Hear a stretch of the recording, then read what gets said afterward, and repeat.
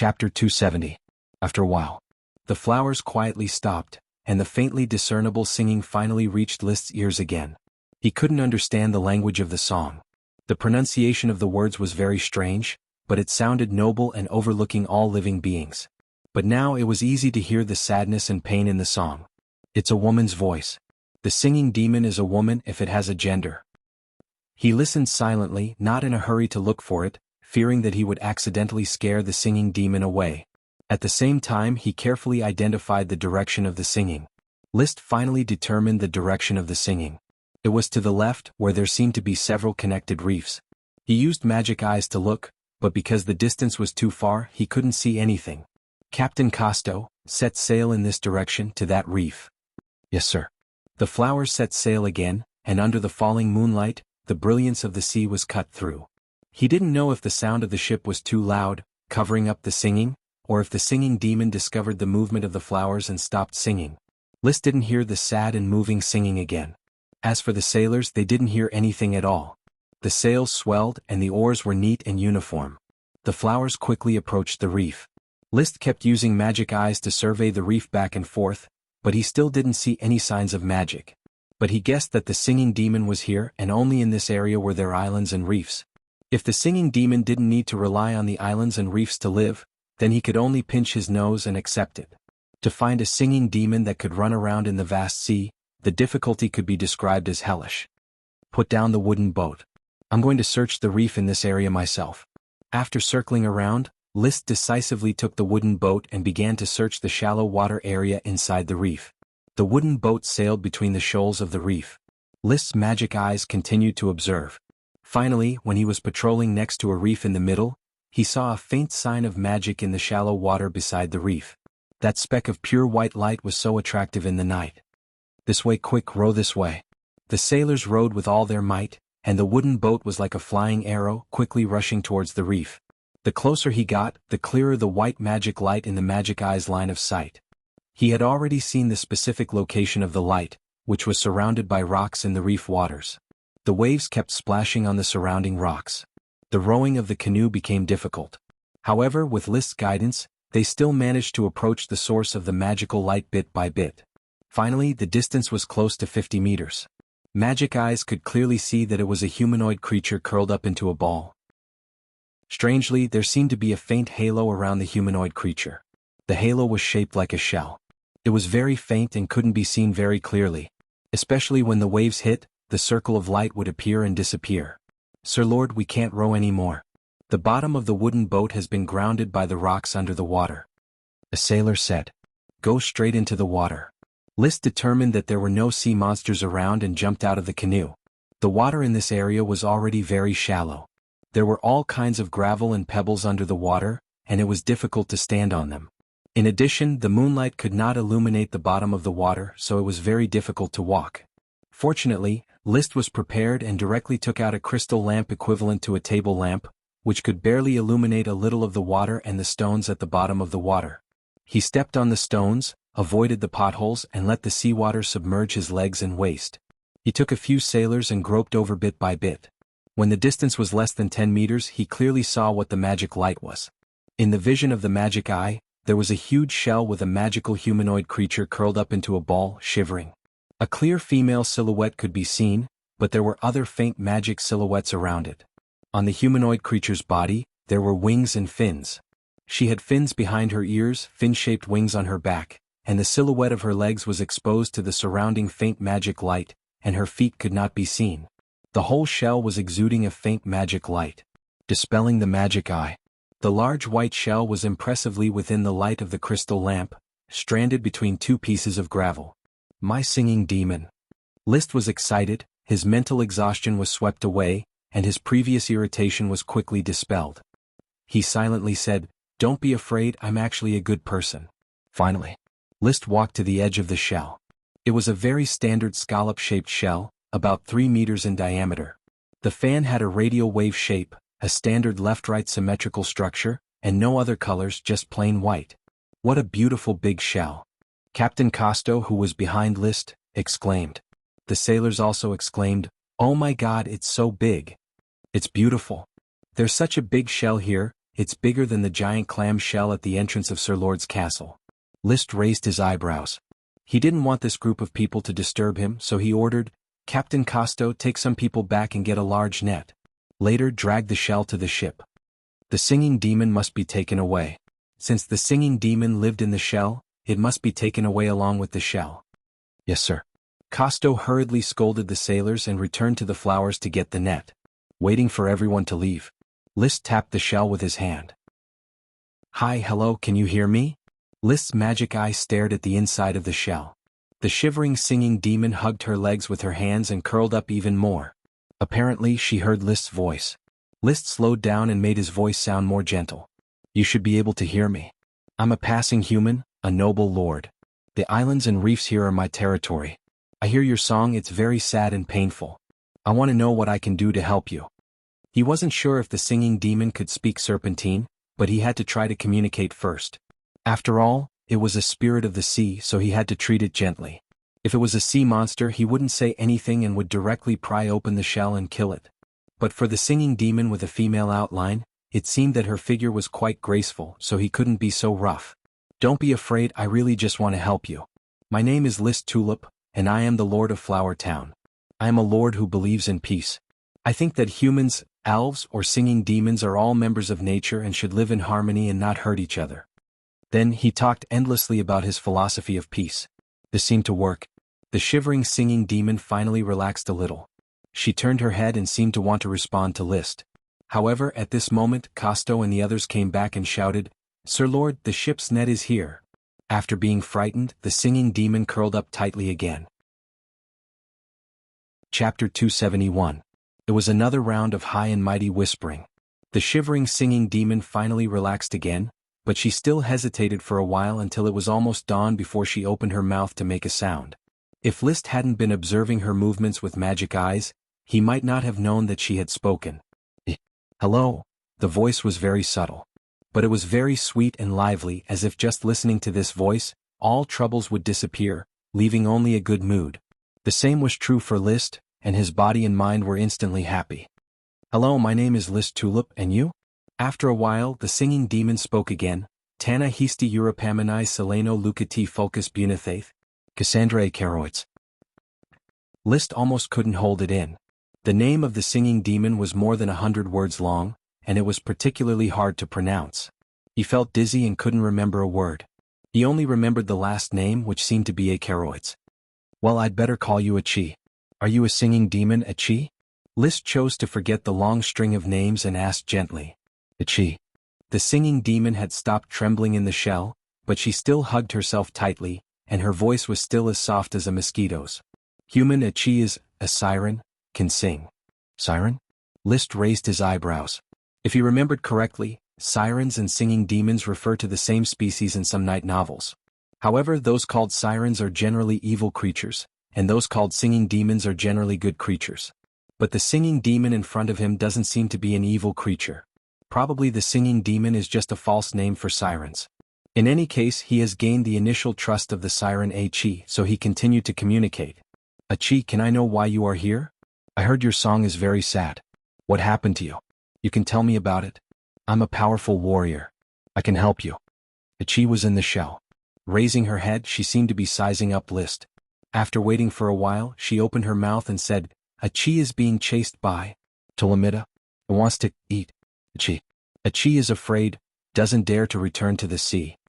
Her voice was very pleasant to hear, but her serpentines were somewhat irregular and stumbling. "What's a Guru Machida?" "Tulamita, sea monster, six-headed sea snake, it eats sirens. Achi is afraid of it." "A six-headed sea snake?" It sounded terrifying, but List's strongest fighter was Paris, followed by Dosen. With Paris still in the flower town and Dosen in the port town, there was no one around him who could fight. Besides, it wasn't a wise choice to deal with sea monsters on the sea. So he thought for a moment, inspiration flashed in his heart, and he immediately said, "Achi, you stay here. What will you do if Tulamita finds you?" "Ah." Achi curled up at once. "Achi is afraid. Tulamita wants to eat Achi. Achi is hiding. Tulamita will find Achi. Yes, Tulamita will find you at any time. On the sea, sea monsters are very dangerous." Listening to him talk about Tulamita many times and mention that he would find her, The siren was even more afraid, shivering and almost crying. Achie is afraid. He felt that it was enough. List said aloud, "Don't be afraid. I, List Tulip, the Lord of Flower Town and Black Horse Island, will never allow any sea monster to hurt the siren here. In order to protect your safety, Achie, I will take you to my territory and find you a suitable refuge." Achie is afraid. The siren still did not fully trust List. List was not discouraged and continued, "Achie, do you know the glory of the night?" The glory of the night. Achie knows that humans are like the spirit of the sea. The siren is the child sheltered by the spirit of the sea, she said. List didn't know what the spirit of the sea was, but since the other party understood the glory of the night, it was easy to deceive. No, it was easy to communicate. "I, List Tulip, swear to the glory of the night that I will protect the siren Achie from the sea monster Tulamita." Without any hesitation, the oath was made. List didn't intend to hurt the siren at all. This was a precious gift from the Smoke Mission. He cherished it too much. How could he let her get hurt? "Achie, I'll take you back to take refuge first. One day I'll kill Guramita and let you return to the sea safely, okay?" The human beings in this world all talk about the glory of the night, as if the glory of the night is an inviolable honor.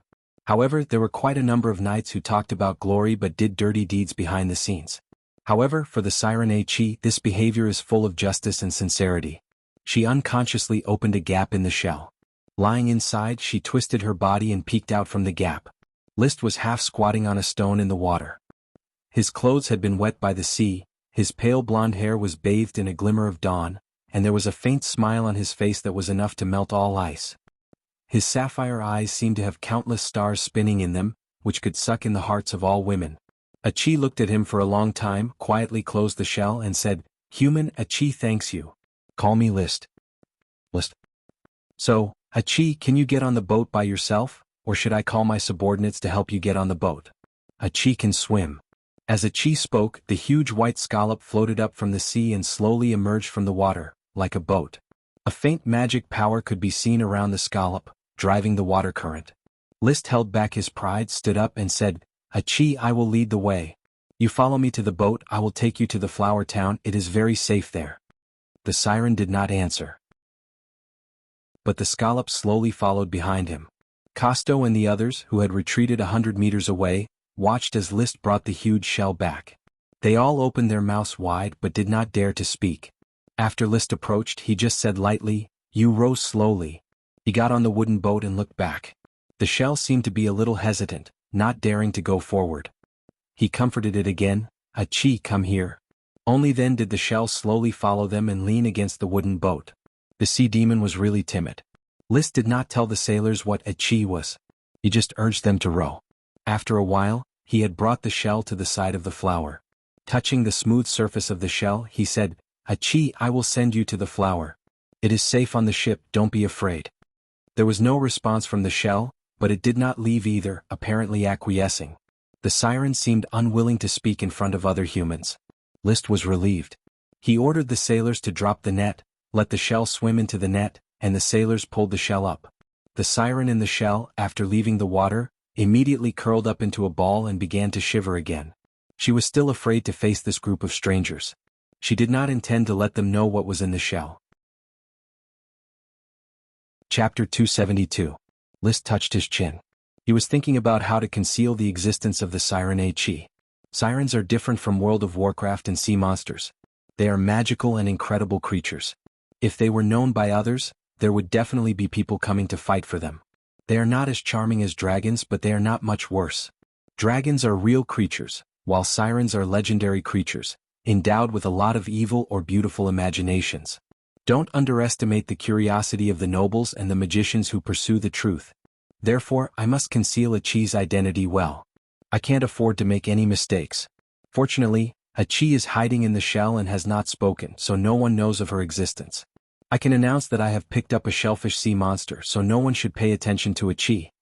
Sea monsters are the same as World of Warcraft, except that World of Warcraft lives on land and sea monsters live in the water. For example, the pearl shells raised by the Sapphire family in the Tranquil Lake are a kind of sea monster, so it is not surprising that List caught a shellfish sea monster. Thinking about this, List was relieved. Glancing at the situation in the shell, the siren Achie had stopped trembling, but she was still habitually curled up and never relaxed her vigilance. Achie. List knocked on the shell, a large shell with a diameter of 3 meters, occupying most of his room on the flowers. List. Can you live without the sea? Achie, there is seawater in the shell. You can speak Serpentine. Where did you learn it? Have you ever been to a place where humans live? List was curious and also chatted to open the mind of the siren Achie. So far he doesn't know what the siren Achie looks like. From the vision of the magic eye, he can see that she is similar to a human but with fins and wings. She was slightly smaller than an ordinary woman who was 1.6 meters tall, about the same height as a woman who was 1.5 meters tall. However, her figure appeared to be curvaceous. In line with the golden ratio, her waist was very thin, her breasts were full, her buttocks were perky, and her limbs were slender. He remembered that in the night novels, some authors described sirens as beautiful women with their upper bodies and ugly sea serpents with their lower bodies. Some authors recorded that sirens had blue skin, and some night novels described that sirens had green skin covered with scales. List was very curious, but he would not ask to take a look so directly. Anyway, he had the siren in his hands and he could look at it however he wanted from now on. Achie likes listening to passing ships, human voices on the sea. Achie knows a lot. The Sapphire Kingdom has a big sapphire dragon. When Achie talked about the sapphire dragon, her tone was full of joy. Obviously, even the sirens could not resist the charm of the dragon. Yes, the sapphire dragon is the symbol of the Grand Duchy of Sapphire. My father has seen the sapphire dragon with his own eyes. It is a beautiful dragon with a sapphire body, like a crystal clear sapphire. He could feel the incredible power of the sapphire dragon just by looking at it from afar. Achie likes dragons. Dragons are the most beautiful. Hearing this, List began to talk about dragons. He knew a lot of dragons: elemental dragons, gem dragons, metal dragons, and sacred dragons. The siren Achie was stunned and completely forgot to be afraid. She even secretly opened the gap in the shell more than once, looked out, looked at List, and then closed the shell. The topic of dragons was almost finished. List said again, "By the way, Achie, I heard a lot of sailors say that the siren singing will guide those ships that get lost, right?" Achie also guided them, singing human songs, hee. Not knowing what to think of, Achie even laughed. This was a very good sign. It proved that the siren Achie was gradually opening her heart. The siren is really a kind creature, just like Achie. Singing is delightful. Achie, are you hungry now? Do you want to eat? Achie is a little hungry. What do you like to eat? Achie likes fruit trees by the sea, falling into the sea. Achie likes to pick them up and eat them. List had a lot of fruits. His gem space stored fruits. Everything here was still and he was not afraid that the food would go bad. So he would store a lot of supplies in case he didn't eat good things when he went out. Immediately he took out apples, raspberries, grapes, peanuts, oranges, and other fruits from the gem space. Achie, I have a lot of fruits here, you can eat them. At this time it was already dawn, the sun rose in the east and the cabin gradually brightened. List was looking forward to it. He saw Achie hesitating for a moment and then opened the shell. It was no longer just a gap but slowly opened all the way. The light shone in, and the appearance of the siren Achie was fully revealed in List's eyes. What kind of beauty was that? The first thing that came into view was the white and tender skin, smooth as a newborn baby's, as pure as the sea, and as flawless as a fragile gem. This was the skin of a siren with the same characteristics as human skin, but the skin was far more delicate and white than that of humans. Just by looking at her fair skin, List couldn't wait to take a bite and have a taste. Then his eyes were attracted by the delicate face again. Delicate facial features, very exotic, with long blue waist-length hair and a pair of blue eyes. Such beauty is absolutely unattainable by human beings. List can only give her 11 points on the basis of 10. The most peculiar thing is that her ears are not human-shaped ears, but from the root of the ear, they gradually change from the color of flesh to the color of water, and then grow light blue ears in the shape of spiky fins. This kind of ear is not a physical object but really made of water. List can clearly see her beautiful blue hair swinging over the fins of the ears. Similarly, there is a pair of spiky fin-shaped wings growing on her back, probably growing at the shoulder blade position. It is not big, it is better to call it a kind of fin than a wing. Looking away from the fins, List noticed her neck, white and slender. Then he looked at her chest. It was very round and straight. The most amazing thing is that she is not wearing clothes, but there is a water-like ribbon covering her chest. It is clearly water, but it doesn't look transparent, completely covering the elegance of her breasts. Further down is a flat lower abdomen, a slender waist and a delicate navel. Below the navel, there is another water-like ribbon covering it, blocking the most mysterious triangular area from List's imagination. She glanced at List shyly and slowly stood up. There is light blue seawater in the shell, and the ribbons covering the key parts extend from the seawater in the shell and surround her body. Her legs are slender and straight without a trace of blemish. The seawater flowed down slowly. List couldn't help but follow the water droplets from her thighs to her knees, and then to her calves.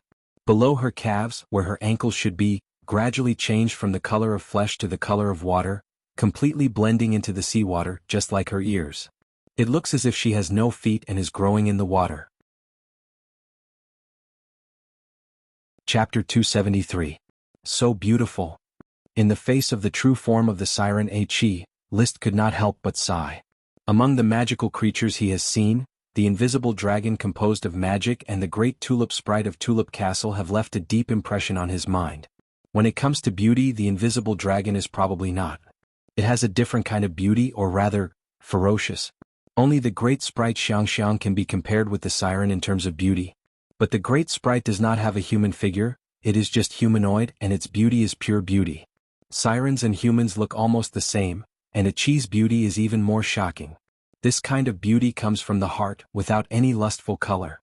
At least List can guarantee that at this moment, he really does not have any lustful color. There is no respect, not even a thought in this regard. He even feels that the beauty of the siren is unreal, or should not be contaminated with the beauty of the mortal world. Any blasphemous thought is an unforgivable sin. Between appreciation. The siren Chi glanced at List again, and this time List understood. He immediately calmed down, showed a gentle smile, and pushed the fruit plate on the table to the corner of the table near the shell. What fruit do you like? Eat it. It has been washed with water, it is very clean. Saying that, he also picked up an apple and took a bite. Eating alone is not as comfortable as eating with two people. List's actions are very considerate. When Chi saw List eat the apple, she boldly stretched out her slender arm and picked up a raspberry with her slender fingers. After taking another look at List, she put the raspberry into her small mouth and ate it. How does it taste? Oh, delicious. Eat more if you like it. I have a lot of fruit here. My territory, Flower Town, has a lot of fruit trees. You can eat fruit every day. I'm afraid you will get tired of it. No. Chi likes fruit, the most. Eating fruit and chatting, the atmosphere gradually relaxed. The siren does not seem to be very old and has a very simple innocence. After a short chat with List, she was able to easily open her heart and forget her previous nervousness and fear with a smile. However, as they chatted, List discovered a very awkward problem. The key parts of Chi's body were covered by the hose, but she was still very exposed, not much different from being naked. He had thought that he would not have any lustful thoughts, but when he lowered his head, he found that he had actually silently set up a tent.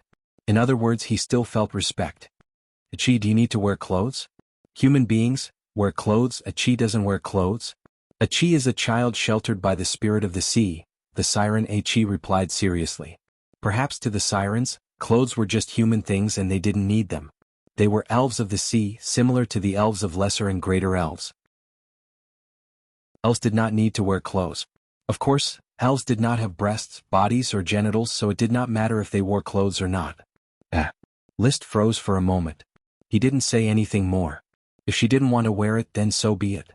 Anyway, he was going to hide the siren Chi from outsiders, so there was no need to cover her beauty with clothes. It was not that he liked to see her naked, but he didn't want to restrict Chi's nature. After Chi finished eating a raspberry, he asked again, Chi, how old are you? Chi tilted her head and seemed to be thinking, I was born, not long ago. I have seen 41 snowy winters. I should be 41 years old. Well, Chi is 41 years old. 41 years old? How was this not long ago? How long is your lifespan? List asked. If he did not understand this question, he would feel very uncomfortable. We humans only have a lifespan of less than 100 years, and I am only 17 years old this year. 17 years old, so young, he. Chi first laughed at List's age and then thought seriously, I don't know. I'm not an adult yet. Sirens can grow feet when they grow up. In other words, you really have no feet now? Yes. It's amazing. I can't imagine how beautiful you will be when you have feet. Women are never boring with compliments, even sirens. Chi was very happy. Her appetite was a little small and she seemed to like to eat raspberries, but she stopped after eating a few. I'm full, List. Then she yawned comfortably. Are you sleepy? A little. Then you sleep for a while. The ship will stop at Black Horse Port to replenish some supplies, and then go directly back to Flower Town. You can stay in Flower Town for a long time. The town has a very beautiful beach and a calm bay. List had a lot of questions to ask. But he did not think that asking too many questions at once was a good way to communicate. Now that the Siren Chi has been found, there is no need to rush. The cultivation of feelings needs to be done step by step. The relationship with Duniko is a passion of dry wood, not a bond of trust. List wants to keep the Siren by his side forever. Well, Achi, sleep for a while. The Siren said, sitting down and soaking her body in the sea water in the shell. This sea water is by no means ordinary sea water.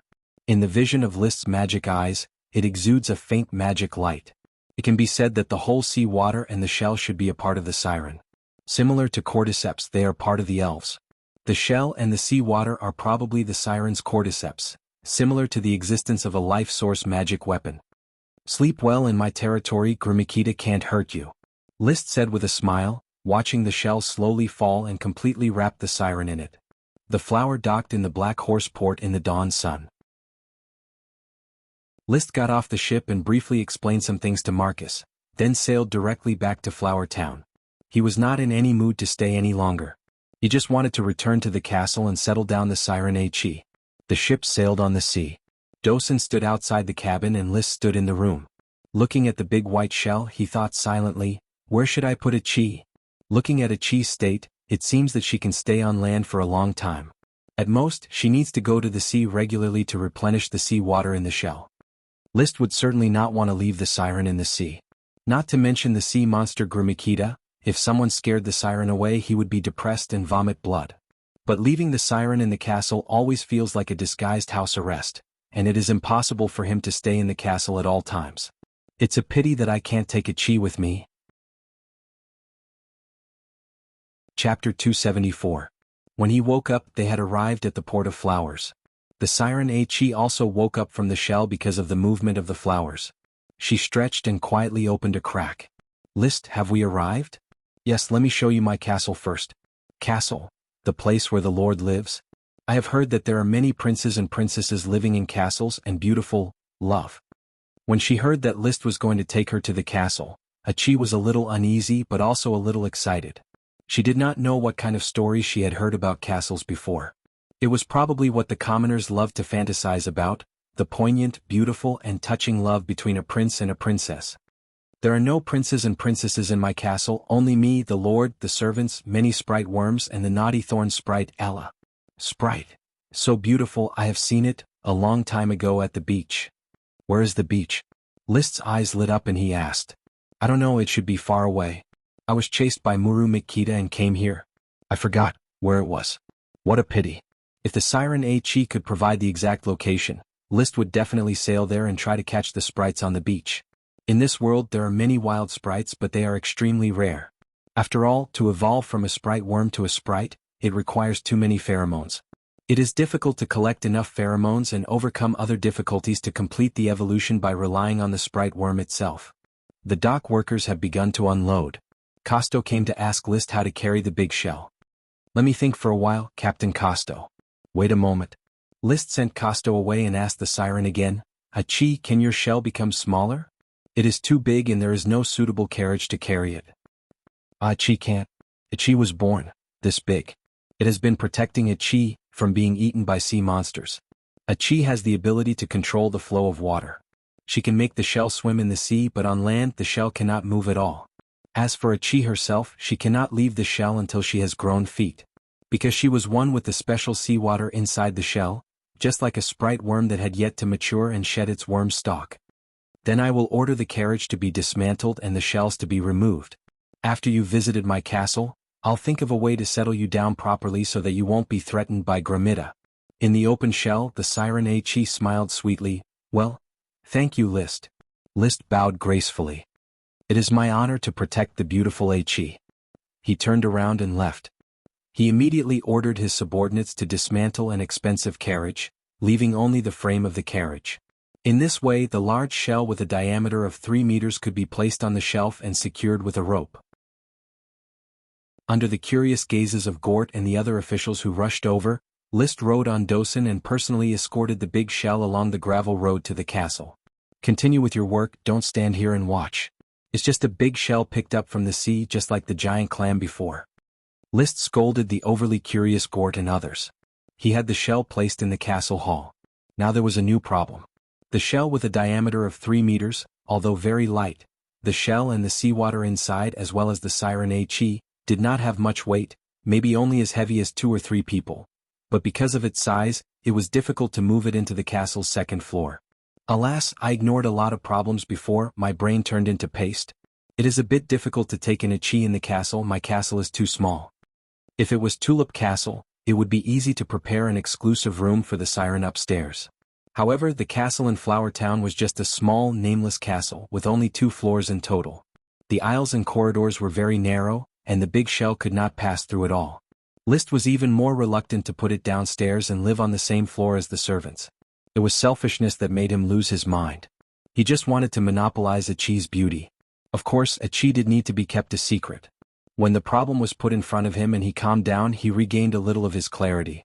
Letting Carter leave the hall with the servants first, he knocked on the shell. The shell opened and HE carefully looked at the castle hall with curiosity. List, this is a castle, a beautiful castle. HE has arrived at a human castle. In fact, the upstairs is even more beautiful. That is where I live and this floor is where the servants live. But the corridor is very narrow and I can't send you up. Oh. HE showed a regretful expression. List couldn't bear it and suddenly had a flash of inspiration. How about this? I will build a 2-story cabin outside the castle.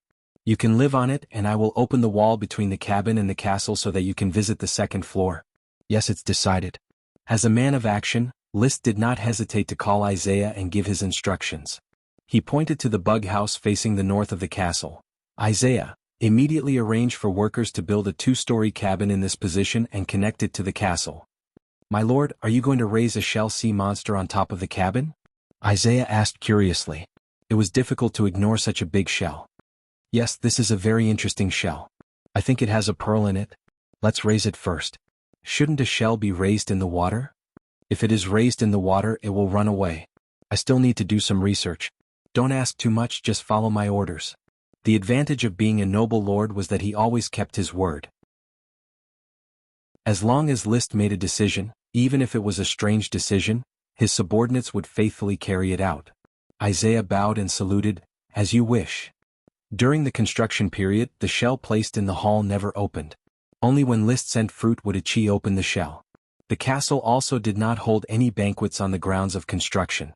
List still dealt with official business, cultivated his chi and went out on patrol every day as usual, but he has stopped writing the series of history books, Dragons Fighting in the Wild. During this time, it was necessary to appease the Siren HE, who was a little uneasy because of the new environment. The beauty of the Siren was one thing. More importantly, with the Siren they would not get lost sailing on the sea. And after asking, he also learned that the Siren could predict storms, perceive sea monsters and cast some water magic. Therefore, the importance of the Siren HE is huge and has strategic value. 3 days. The illegal construction of the castle, the shell wooden building, was successfully completed, and the big shell was successfully hoisted up. The passage to the bug house was opened, and the Siren HE and the thorn sprite Ella became neighbors. Wow! Ella was grumpy with strangers, but to the Siren, she showed strong curiosity and a sense of gentle intimacy. She circled around the shell. After the shell was opened, she stared curiously at the Siren HE. Wow, wow! Hello, Ella. My name is HE, I am a Siren. HE stretched out her hand, and Ella tilted her head and muttered a few meaningless sounds before falling on her palm. The Siren held out the sprite. Chapter 275. The Siren HE moved into the castle. Accompanied by the thorn sprite Ella, she felt that the new environment was good. Although she preferred the environment of the sea had Murmur-Mitta, a 6-headed sea snake. The castle was safe. When I find a way to deal with Murmur-Mitta, you can return to the sea. List comforted her. Eating delicious fruit, accompanied by sprites and sprite worms, HE was very happy. List, thank you, you are a good person. She was given a good person card. List did not care. Everything was in place and he was in a relaxed mood. Now, the noblest lord of Flower Town raised a shell monster, which has gradually spread. However, the news did not cause much movement. Gort and others had seen the shell. At that time, the shell was lying in the hall of the castle for 3 days. A huge pure white scallop. At first glance it was rare, but after a while it didn't feel much. After all, everyone in Flower Town has eaten shell seafood. Apart from its size, they didn't think that the shell monster List got was special. Not to mention that they had seen the giant clam shell that produced black pearls. As long as Achi did not open the shell, the average person could not see the beauty of the siren and would not associate the shell with the siren. Lord Baron, I think that Shellwood building is really ugly and doesn't match the style of the castle at all. Paris, who no longer carried the egg roll bag, occasionally came to the castle and said to List, "When Flower Town gets on track, I will build a bigger castle. At that time we will discuss the aesthetics of the castle." Although he said so, he would not build a castle in Flower Town. At most he would sew and mend. The future castle would be built on Black Horse Island. Originally he wanted to choose the location of the castle on the Icegrass Hill. But now it seems that it is better to choose the seaside with a cliff, so that the castle can directly access the sea, which is more suitable for sirens. It is not a good idea to always let the sirens live in one house. But there are no real cliffs on Black Horse Island, only some rocky shores. Forget it, don't think about it for the time being. There is still a long way to go before I can build a new castle. At least wait for the port town of Black Horse Island to develop before I have the financial resources to support my castle. A castle with a name would definitely cost thousands of gold coins to build. It would also require a lot of labor and a lot of time to complete. The castle was far away. Now, there was a huge problem in front of List that needed to be solved: the sea monster Makita. It chased the siren Achi from the distant sea. Apparently, it was currently wandering around the Coral Island and Black Horse Island. There was no guarantee that it would not suddenly attack the flowers. List asked Achi in detail. Achi displayed another of her abilities. She controlled the seawater in the shell and mimicked the image of Tulamikita, forming a 6-headed sea snake made of seawater. It had a realistic 6-headed sea snake with a short and thick body and 6 slender heads. Its 6 heads can release 4 kinds of magic. Under Achi's demonstration with seawater, List has determined that they are Water Arrow Volley, Water Wave Shield, Water Whirlpool, and Powerful Water Column. Among them, Water Arrow Volley and Water Wave Shield magic can also be released by the Purple Sand Crocodile on Coral Island. The number of magic is 4, and the strength of each magic is average. So, Tulamikita can roughly judge that it is an intermediate sea monster. After making the judgment, List looked serious. The intermediate World of Warcraft Purple Sand Crocodile can run rampant on Coral Island. The sea monster Tulamikita can naturally run rampant on the sea. Not to mention that List couldn't deal with it. Even if his father Lee William came, he still wouldn't be able to deal with it. He could only sigh in his heart, "I can't beat it." Even if it is led into the river, it will be difficult to deal with an intermediate World of Warcraft that can release 4 kinds of magic. I can only hope that it can't find the siren Achi and will leave the sea on its own. Captain Costo must be careful when sailing. At this time he was eager for the lost keel fixing technique of the magic goat family. He opened the magic book, To His Royal Highness Annette Curtis Truth, and carefully read all the contents. There was no record of the keel fixing technique. I should have squeezed out the keel fixing technique first and then killed Curtis. It was too late to regret. He could only let Costo be careful and reduce the number of times he went to sea as much as possible. After calming his mood, he asked again, "Achi, what magic do you know?" Achi can control the shape of the sea and control the flow of the sea. She only knew these 2 kinds of magic which were not magic. Just like elves who can control plants, this was probably an instinctive power. When Achi grows up, she can gain magical abilities. What kind of magical abilities? I don't know, but every siren when they grow up, they have magical abilities. We were born in the sea. The spirit of the sea shelters us and gives us abilities. Have you seen other sirens? No, but Achi can sense them in the sea. Sirens are born in the sea. There is no such thing as parents and there is no habit of living in groups. However, Achi was a minor siren, and she could not get much information from the sea. She was just a person living an ignorant life at sea, avoiding sea monsters, listening to ships, and singing softly. If it weren't for the fate guidance of the smoke mission, List would probably never have been able to come into contact with such a beautiful creature. He could only fantasize about the singing of the singing demon like those sailors. But now she was living in the castle, more beautiful and magical than the legend. 8 little blizzard beasts, drinking milk vigorously, are growing well, and it will take some time for them to open their eyes. They eat so much, master, your share of milk is almost finished by them. Mrs. Morrison took good care of the blizzard beasts. The maid, Maggie, was diligently cleaning the room. If there is not enough fresh milk, use the dry milk powder in stock. The caravan can buy fresh milk from North Valley City. Master, can we use fresh milk to feed the little blizzard beasts? No, just use the milk of the cows produced in Flower Town. Mrs. Morrison, you must be strict. I need the milk of the 5 cows, Big Flower, Big Yellow, Big Black, Little Flower, and Little Black. Only their milk is qualified to feed the blizzard beasts, understand? When the invisible dragon invaded, there were 11 cows in Flower Town, and 2 old cows were eaten. Of the remaining cows, Zhuang was a male cow, and it was hard to say whether it was infected or not. Milk Flower, Milk Yellow, and Milk Black were not yet adults and could only try to conceive this year. Little Flower and Little Black were young cows and did not produce much milk, but the quality of the milk barely reached the level of dragon milk. The most prosperous were the 3 healthy cows, Big Flower, Big Yellow, and Big Black, which were the main sources of dragon milk. Understood, master. Mrs. Morrison nodded but said worriedly, it's just that Big Yellow, Big Black, and Big Flower have reached the late stage of pregnancy, and their milk production has begun to decline. According to the judgment of the farmers on the dairy farm, the due date of the 3 cows is about May. Because to ensure the healthy survival of the calves in their stomachs, they secrete less and less milk. When the calves give birth, they can enter the next flourishing milk production cycle. After thinking about it, List gritted his teeth and said, take out the dry milk powder and feed it first. If it is not enough, distribute my share of milk directly to the blizzard beasts and feed them with milk until they open their eyes. At most it will take half a month. These blizzard beasts will open their eyes. At that time, their foundation will be stable and there will be no need to feed them dragon milk. He decided to bear with it. These little blizzard beasts have an amazing appetite. Chapter 276.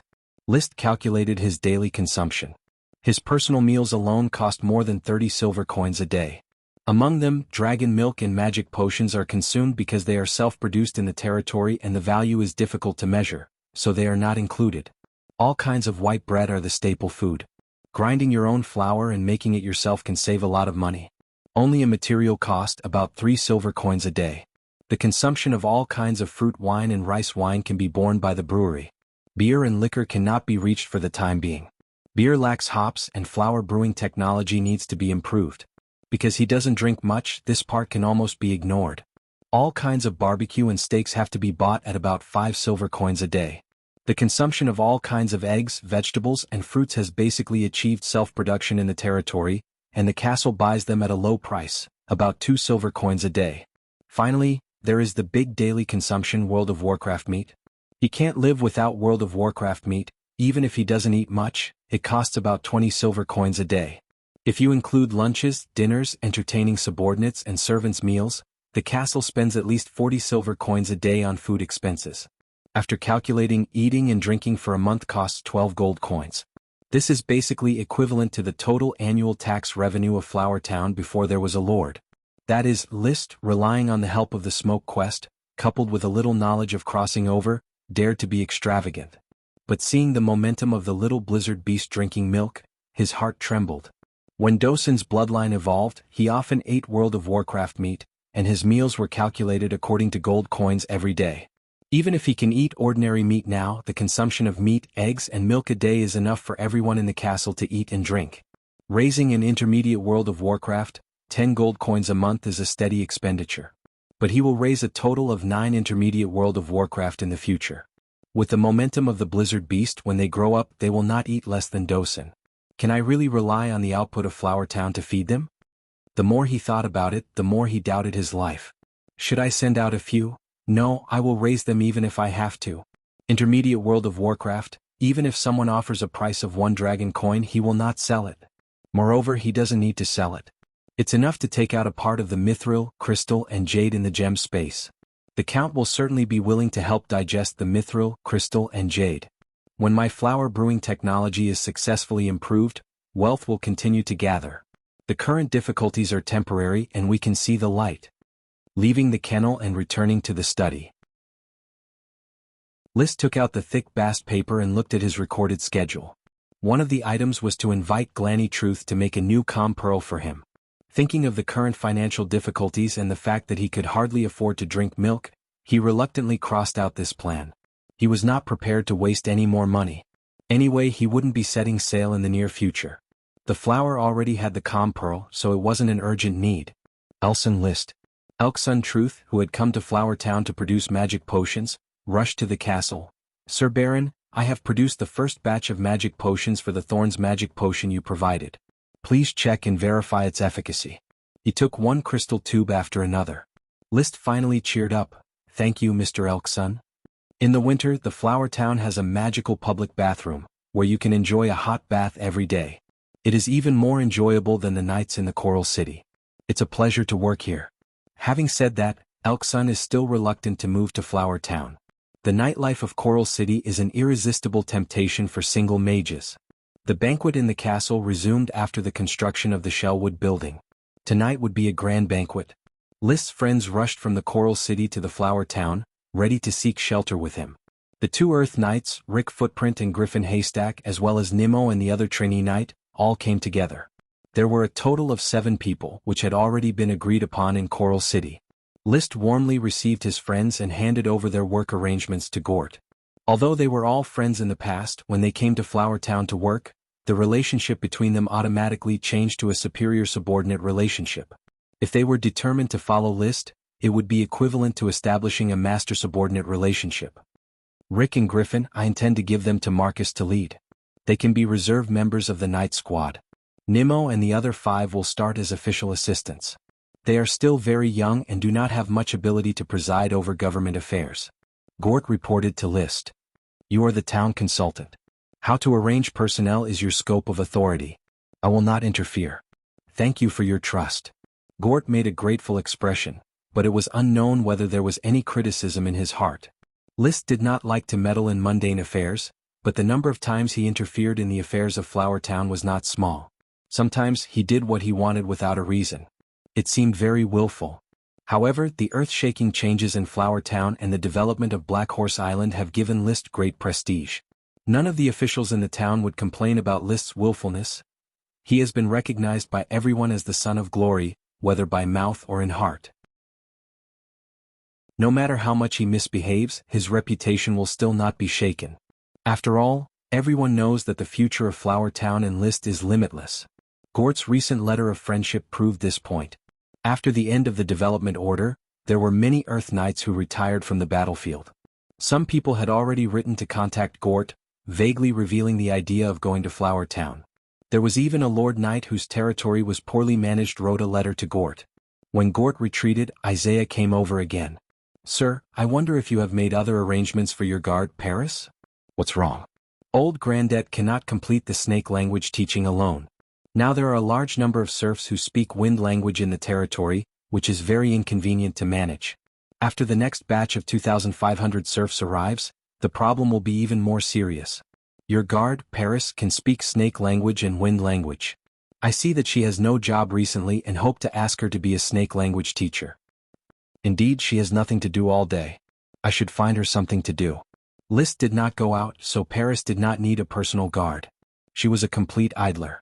Unlike a knight's practice, once interrupted and slacked off, her strength would quickly deteriorate. Her strength came from the Black Dragon gang. As long as she was not too fat to walk or even forget how to make a move, she could always quickly restore her strength. Calling Paris, List said directly, "Paris, Flower Town lacks a teacher who can teach serfs snake language. I hope you can help." He thought that Paris would take the opportunity to talk about the price. Unexpectedly, she readily agreed. "My bones are itchy every day. Finally, there is something to do." Chapter 277. At night. Bathed in the warmth of the Fire Dragon air conditioner, List took out a flame potion and a thorn potion from the gem space. The flame potion is the magic potion made from the flame mushroom, and the thorn potion is the magic potion made from the fast-growing magic thorns. For convenience of distinction, it is a concise name.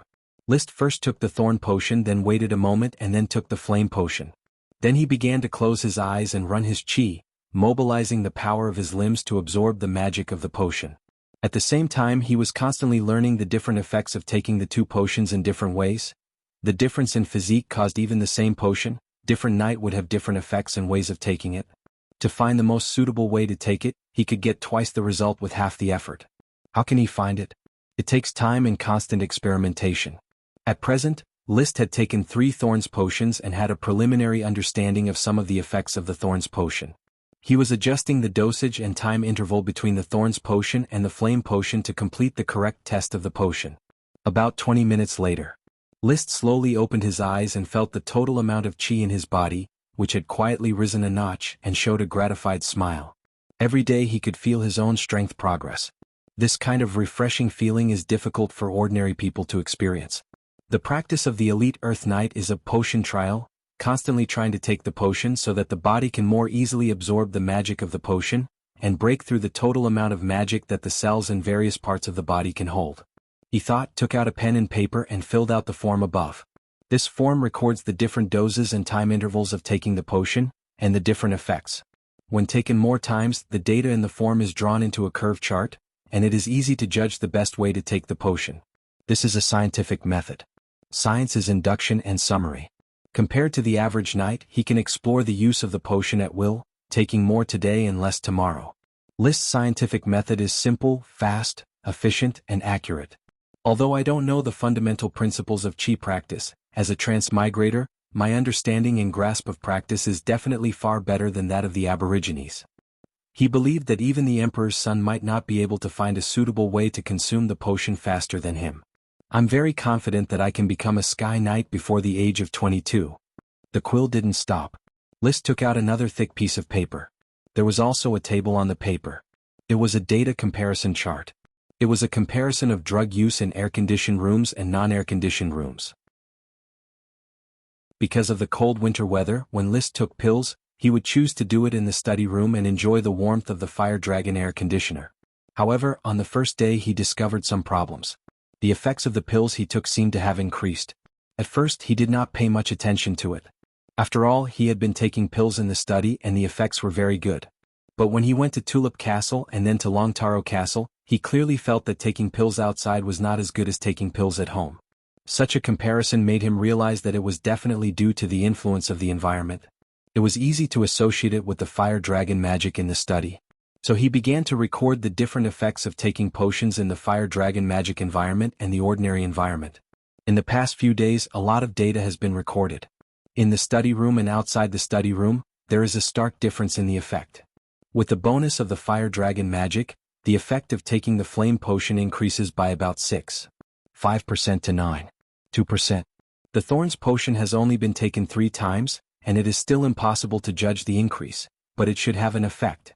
I guess the effect of the Fire Dragon magic is to stimulate my fire-attributed qi.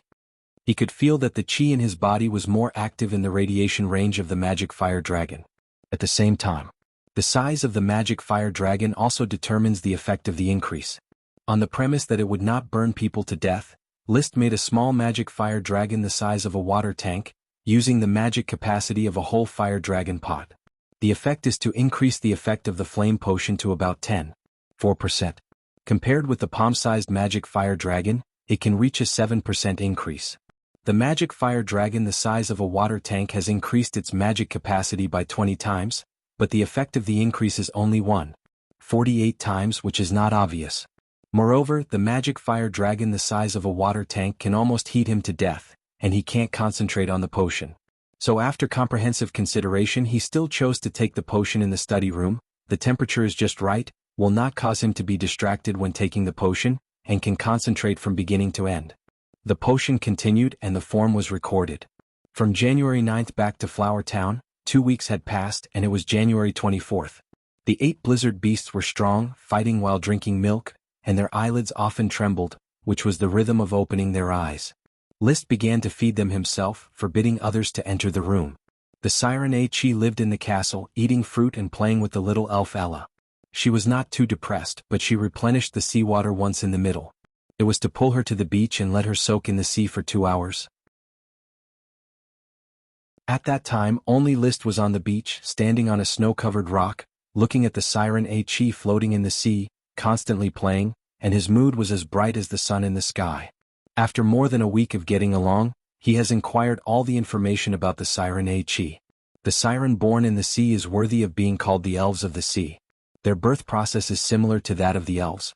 One is the condensation of the essence of plants, the other is the condensation of the essence of seawater. One can control the worm stalk and affect the growth of plants, the other can control its own shell and the seawater in the shell, and control the surrounding seawater. It's just that the elves need to evolve from sprite worms, and it is only at the great sprite level that they have the intelligence of an adult. The siren has the intelligence of an adult from the beginning. Her calves are gradually growing, and the growth of feet means adulthood, but her lifespan is not clear. A Chi is only a minor siren, growing up alone in the sea. The sea will tell her part of the information, and the rest is learned by listening to human ships. 41 years she learned Serpentine. But she still retains the innocence and purity of the elves. The sea where a Chi lives may be between Golden Island and Nova Island. She has seen many ships, all of which have flags like wheat ears, that is the flag of the Golden Wheat family and the Golden Wheat family. The Golden Wheat family is the Marquis family, and their fief is Golden Island. The Golden Wheat family is the Count family and their fief is Nova Island. The two families had separated a few generations ago, and their flags were the curved ears of a wheat tree which was not much different. List's brother Levis and Marquis Roderick's daughter, Loria Golden Wheat Ear, seemed to have begun to date. He did not deliberately inquire about it and most of the time he only cared about himself. After swimming in the sea for 2 hours, the siren docked obediently. Siren Chi docked obediently. Although she hadn't found the mid-level sea monster Gromita recently, she couldn't guarantee that it had left. List, I have replenished the seawater. Let's go back quickly. Ella must be impatient. Now, a Chi Serpentine is getting more and more fluent, and her personality is getting more and more lively. She no longer has any estrangement with List. Stretching out, her beautiful curves and white skin dazzled List's eyes. Chapter 278. It was close to the time when the Blizzard Beast opened its eyes. As if to celebrate the upcoming Blizzard Beast Legion, Frank Distiller, the owner of the brewery, ran all the way to the castle and reported to List. "My lord, we have distilled pure white wine." Distilled? List was overjoyed, but his face remained calm. "How is the quality of the flower wine? Compared with the gin you left in the brewery, there may be some differences in taste. The flower wine is not strong enough, but it is softer and has its own advantages." "Softer than gin. If it really meets the standard, I will give you a big reward." The group quickly rushed to the brewery, where Frank asked the apprentices to take out the brewed white wine. There were several large barrels filled with white wine that was worth more than silver. The white wine in the barrel could not be faked at all, and it no longer smelled stinky and sour. We took the pot distillation and found that although the first pot was very strong, the taste was not good. Until we reloaded the raw materials and started the second pot, the distilled white wine tasted very pure, without any mixed taste and could reach the quality for sale. List tasted the second pot of distilled white wine. He only felt that the mouth had reached the spiciness of the white wine. After tasting it for a moment, and then recalling the taste of the gin, he suddenly felt that each had its own advantages, and it was hard to say who was good and who was bad. "Go and call Gort." He turned and ordered Thomas, the manservant. A moment later, Gort hurried over. "My lord, is the flower wine ready?" "Oh my God, I can't wait to taste it." Seeing Gort's drunkard posture, List scolded him with dissatisfaction. "Don't you try the taste of the flower wine every day?" The town consultant's greatest hobby in life is to drink and brag. Before the success of the flower wine, the quality of the raw pulp was poor, but he still came to the brewery every day after work to get some inferior raw pulp, and got drunk before going home to sleep. With a smile, Gort did not refute. List pointed to the newly brewed high-quality raw pulp and said, "You are an expert in wine tasting. You taste it, compare it with gin and give me a comprehensive analysis." "As you wish, my lord." Gort grabbed the wine pot in a hurry, raised his head and took a sip of the fresh flower wine, then closed his eyes and shook his head.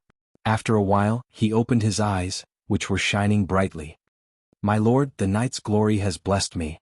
Flower wine is definitely comparable to gin. It has a completely different taste, but it is equally intoxicating."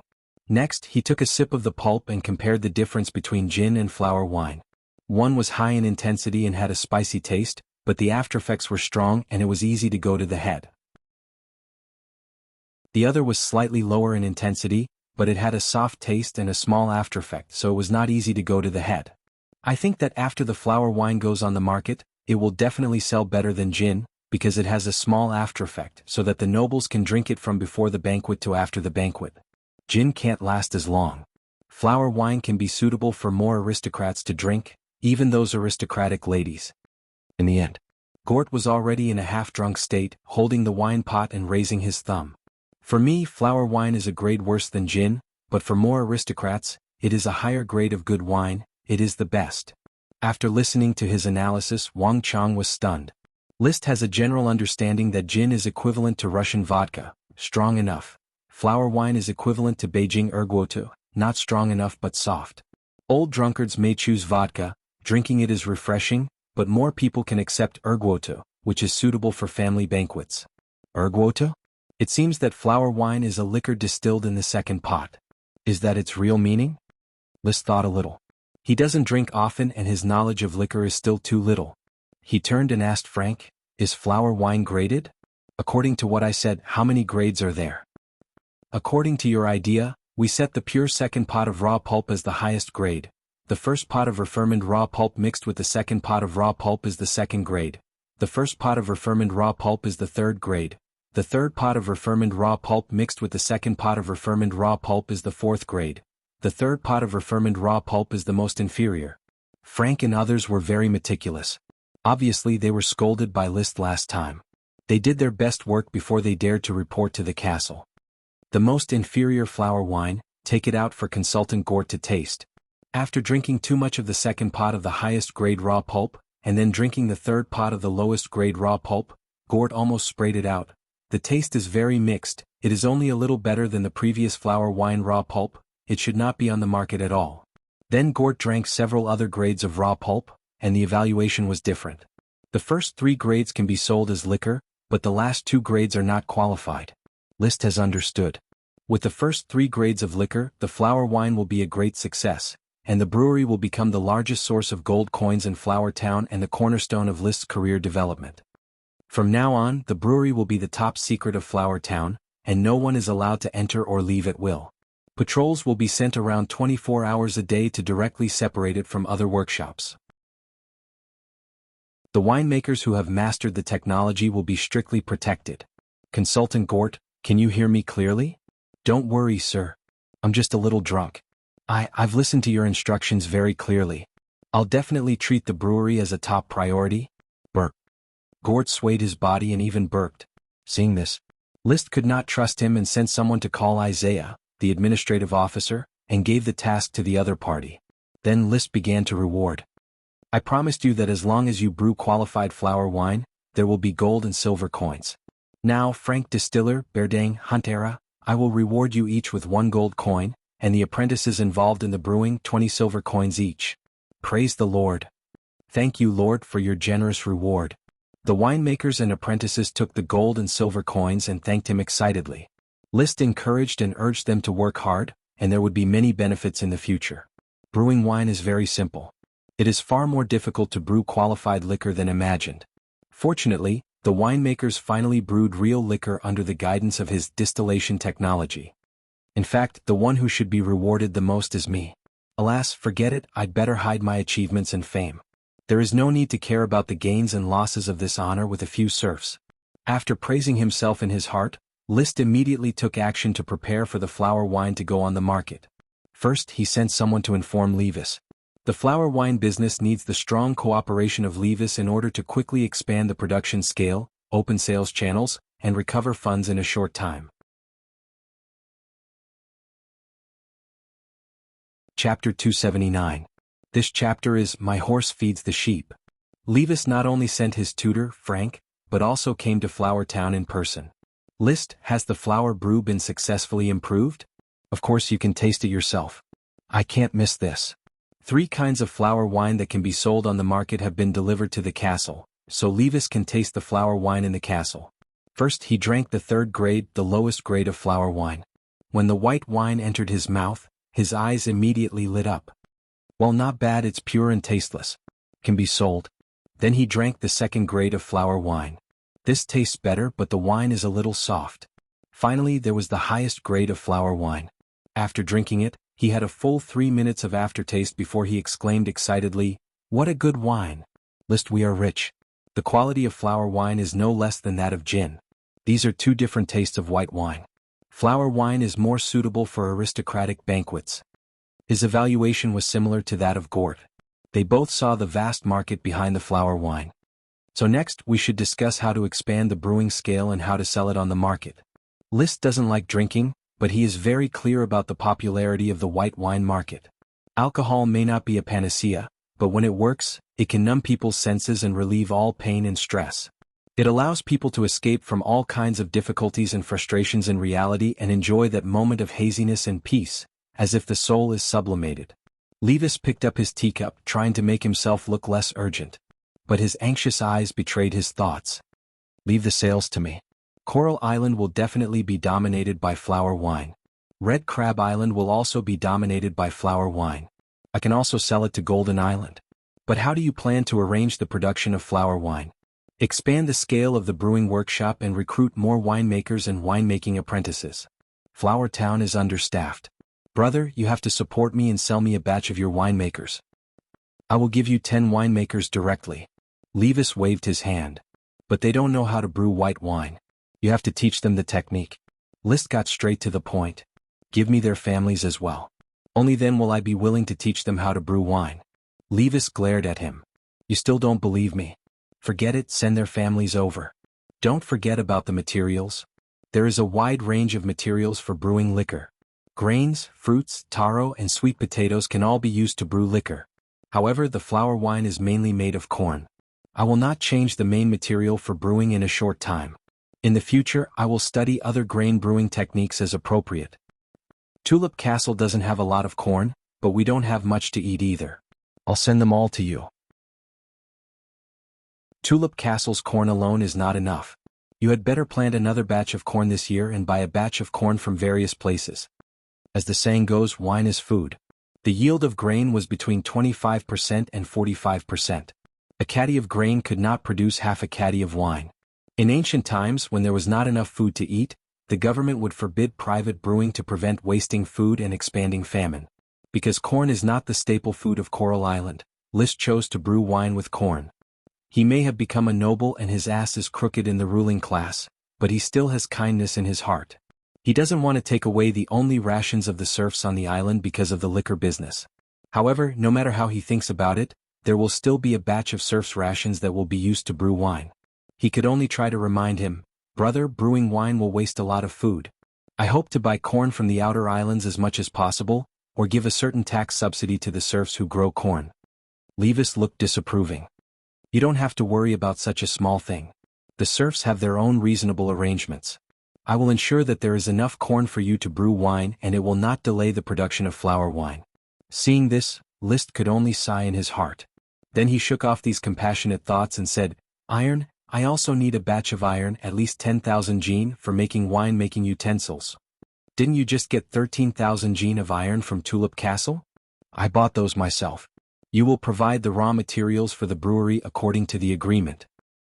"I can't get so much iron. I have to get it from Tulip Castle's warehouse. In that case, the profits from the liquor business will definitely be taken away by others." Levis frowned. "Brother, it is right to be divided the profits. Although the flower wine is a deal between the two of us, if we leave others behind, Father may not say it on the surface, but he will have complaints in his heart." "You are being sarcastic." Levis was very unhappy. "I provide the raw materials and I am responsible for the sales. I only account for 60% of the profits. You only provide the technology and even the winemaker is sent by me, so you get 40% of the profits. Now, even the mouths of the other people in Tulip Castle have to be taken care of by me. Don't you think it's too cruel? If it weren't for my technology, brother, you wouldn't be able to do the liquor business. Think about it, once the flower wine is spread, how many gold coins can be brought in every year and how many more potions can be added for you? Maybe within a year you can become a Sky Knight." Levis is 24 years old this year and will be 25 years old a year later. If he can really become a Sky Knight at the age of 25, it will at least prove that his talent is no worse than that of the Count. These words hit Levis's nerve. He grabbed his hair, gritted his teeth and nodded. "Okay, 13,000 gene of iron, I will pay, but the flower wine must be produced on a large scale as soon as possible. Of course, the technology has matured, just waiting for the materials to be ready.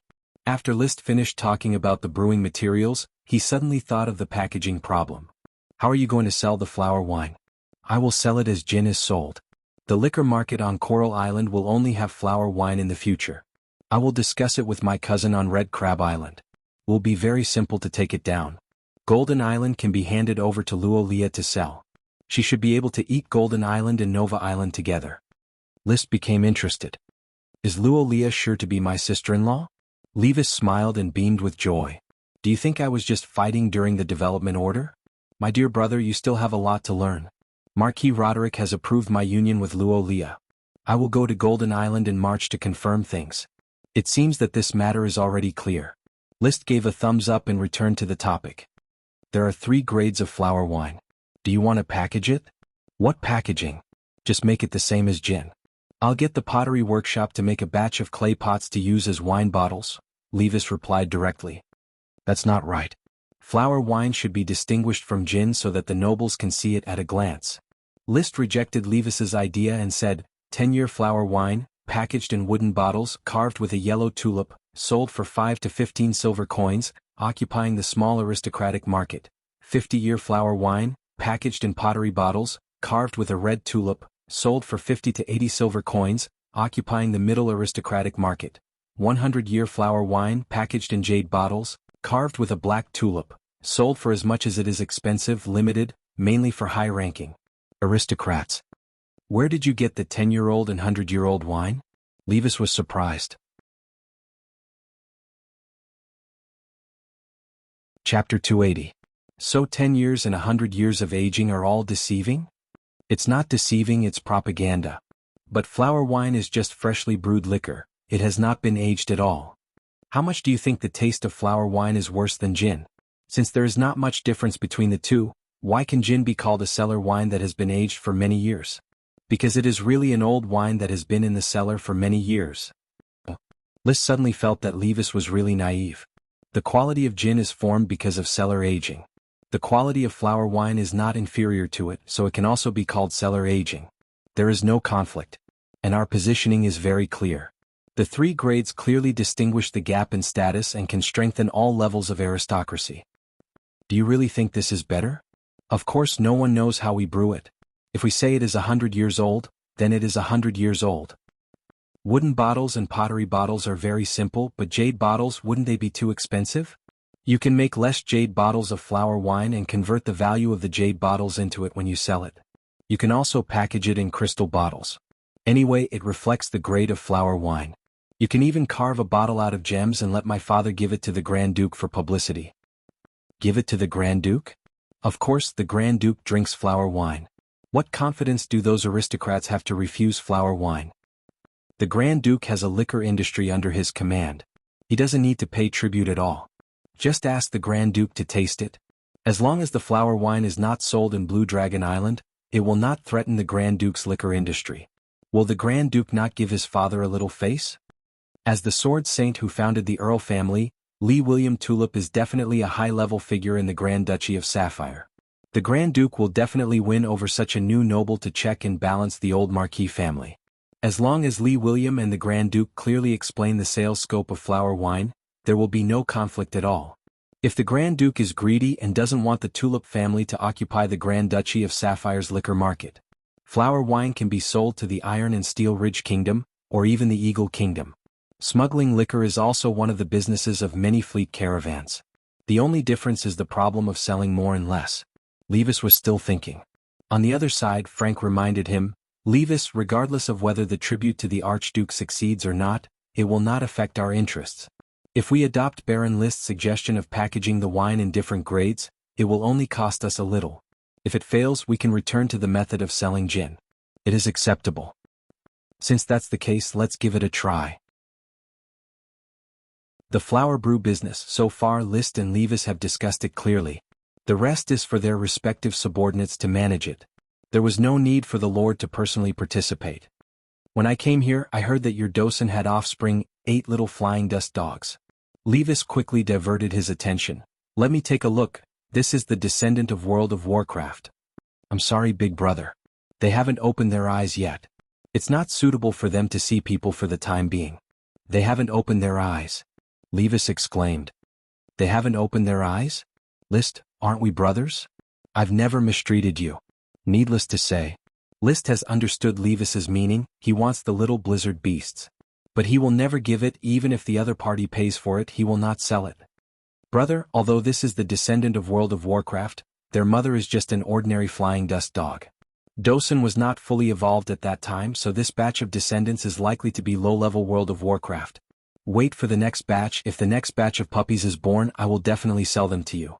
After several excuses, seeing List's firm attitude, Levis was very dissatisfied. But for the sake of the next batch of puppies, he could only bear it. Then it's settled, the next batch of flying dust dogs must be sold to me. Well said. List nodded and agreed. It was more of a bluff. Not to mention how to sell them and how many he would sell, it is doubtful whether stupid woman can get pregnant again. The higher the bloodline of World of Warcraft, the more difficult it is to have children. Intermediate World of Warcraft Dosen, after the transformation of his bloodline, can he make stupid woman pregnant again? It is debatable. Perhaps these 8 little blizzard beasts are the only descendants that Dosen can leave behind as a flying dust dog. Luncheon. Drinking fresh flower wine. Levis didn't know if it was because the liquor business was about to make money, he was too excited, or because he didn't get a blizzard beast. In short, he drank too much and was so drunk that he couldn't tell north from south. He put his arm around List's shoulder and his mouth was full of alcohol. List, I'm beginning to envy you. You left Tulip Castle, and the night's glory favored you. Everyone began to say that you are the son of glory. I'm always bound in the castle, Litten. Complaining after drinking, List was helpless. In order not to let the family scandal spread, he directly dismissed everyone at the banquet. Levis said a lot of drunken talk about how the Count was biased towards Litten, how his own resources were robbed, how much pressure the Sky Knight was under, how his luck was not as good as List's, how Tatiana was pregnant, but he had to abort the child for Rolia. Then, with a snap, he fell on the table. List called the servant and helped Levis into the carriage. He did not ask him to stay the night in the castle. Mr. Frank, take care of Levis. Please rest assured. At this time, Captain Lydon, who was guarding Levis, came over and glanced at Londo standing under the apple tree. He sighed. Baron List, Londo is in Flower Town, please take care of him. Londo Kettle was his illegitimate child. Even though he had been recognized by the family, he still could not give more support. Captain Lydon, don't you want to talk to Londo? There is no need. Lydon Kettle bowed. I will escort Sir Levis back to Tulip Castle first. If you have time, I hope you can come to Flower Town as a guest. You are always welcome. The convoy set off. Levis came in high spirits and went back drunk. It was a rewarding trip. The flower brew business was a great help to him and to List. Standing in front of the castle window, List drank the only remaining glass of dragon milk. The stimulation of the residual alcohol made him excited. With the liquor business, Levis can probably be promoted to a Sky Knight. As for me, I will definitely be promoted to a Sky Knight. At that time, the Tulip family will have 3 Sky Knights. I am afraid that the Count will not be promoted to a Marquis. The father and son trio went to the battlefield together. As long as they did not encounter a Dragon Knight, it would definitely be the end of a sweep. Sooner or later they would be promoted to a Marquis. However, the Marquis family is by no means my goal. It is just a stop on my way to riding a dragon. With my talent, plus the wealth brought by the development of the territory, it is very likely that I will be promoted to a Sky Knight before the age of 22. It will take another 5 or 6 years for the Sky Knight to complete, and then I will look for clues about the dragon. Find the dragon and ride it. A small goal in life is completed.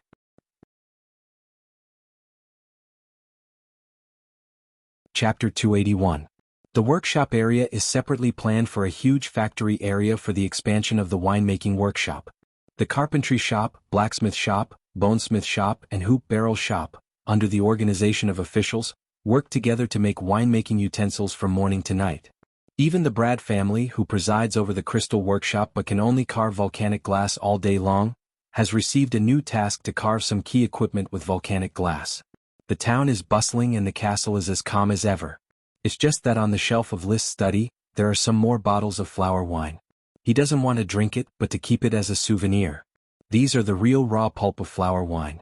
After completing today's night cultivation class, List went back to the bathroom to take a bath and then went to the worm room. He chatted with the Siren A-Chi and enjoyed the beautiful scenery by the way. Recently, the Siren A-Chi has been obsessed with reading all kinds of books. She can't read, so List often teaches her. He doesn't know if it's a racial talent, but she learns things very quickly and soon remembers a lot of snake language and can read independently. She likes to study those magic books and is very curious about magic. At this time, the shell is open. The thorn sprite Ella is soaking in the sea, which is a part of a chi. List touched it with his hand.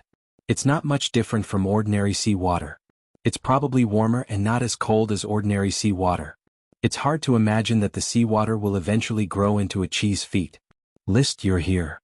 While a chi is still reading? I'm reading Fredo's Fireball. Fredo Truth, the magic apprentice, is so funny. He rubbed the fireball with the back of his hand. He's silly. A chi closed the book and smiled sweetly. Ella closed her eyes and heard List's voice. She opened her eyes and looked at List, then continued to soak in the seawater, enjoying the warmth very comfortably. Behind it, there are 9 sprite worms of different colors also swimming in the shell sea. There's no need to guess that it was Ella who threw the sprite worms in. It's funny, but magicians are human beings with abnormal ideas. List poked Ella's belly with his hand, only to poke Ella away. They are in the shell. Will they disturb your reading? No, Ella and the bugs are very quiet. Only here will it be quiet. Outside, Ella is a tyrant in Flower Town. Hearing bad things about herself, Ella was not happy. She popped her head out of the sea and shouted "wow" in protest. However, after being glared at by List, it obediently retracted its head and continued to soak in the bath. They chatted for a while. A chi suddenly raised her hand. List, do you think magic should be released like this? As she spoke, she seemed to be gathering magic power. Meditate to form a bridge between spirit and magic power, to be intimate with them, to experience them. I can only be compatible with the magic of the water attribute. They are like mini docile babies that can listen to my call. Then, something unexpected happened to List. Her slender jade-like hands actually condensed a ball of water little by little. This ball of water twisted slowly and then elongated into a spiral shape of an arrow. I read a magic book about water arrow. I think the magic principles recorded in the book are very simple, and I seem to be able to do it easily. The crystal water arrow was so clear and real. List cast magic eyes to observe and clearly saw that the magic of the water arrow originated from the free magic in the air, not from a chi's own magic. This was the magic released by the magician. It was unexpected that it would be formed in the hands of the siren. A chi, you released the water arrow outside the window. Oh. A chi obediently pushed her hand, and the water arrow, like a real arrow, flew out of the window and eventually disappeared into the sky. The water arrow flew out. List, did I learn the magic water arrow? You learned it. List's eyes lit up. He had overestimated the role of the siren as much as possible, thinking that this was a strategic help for him to set off the era of navigation.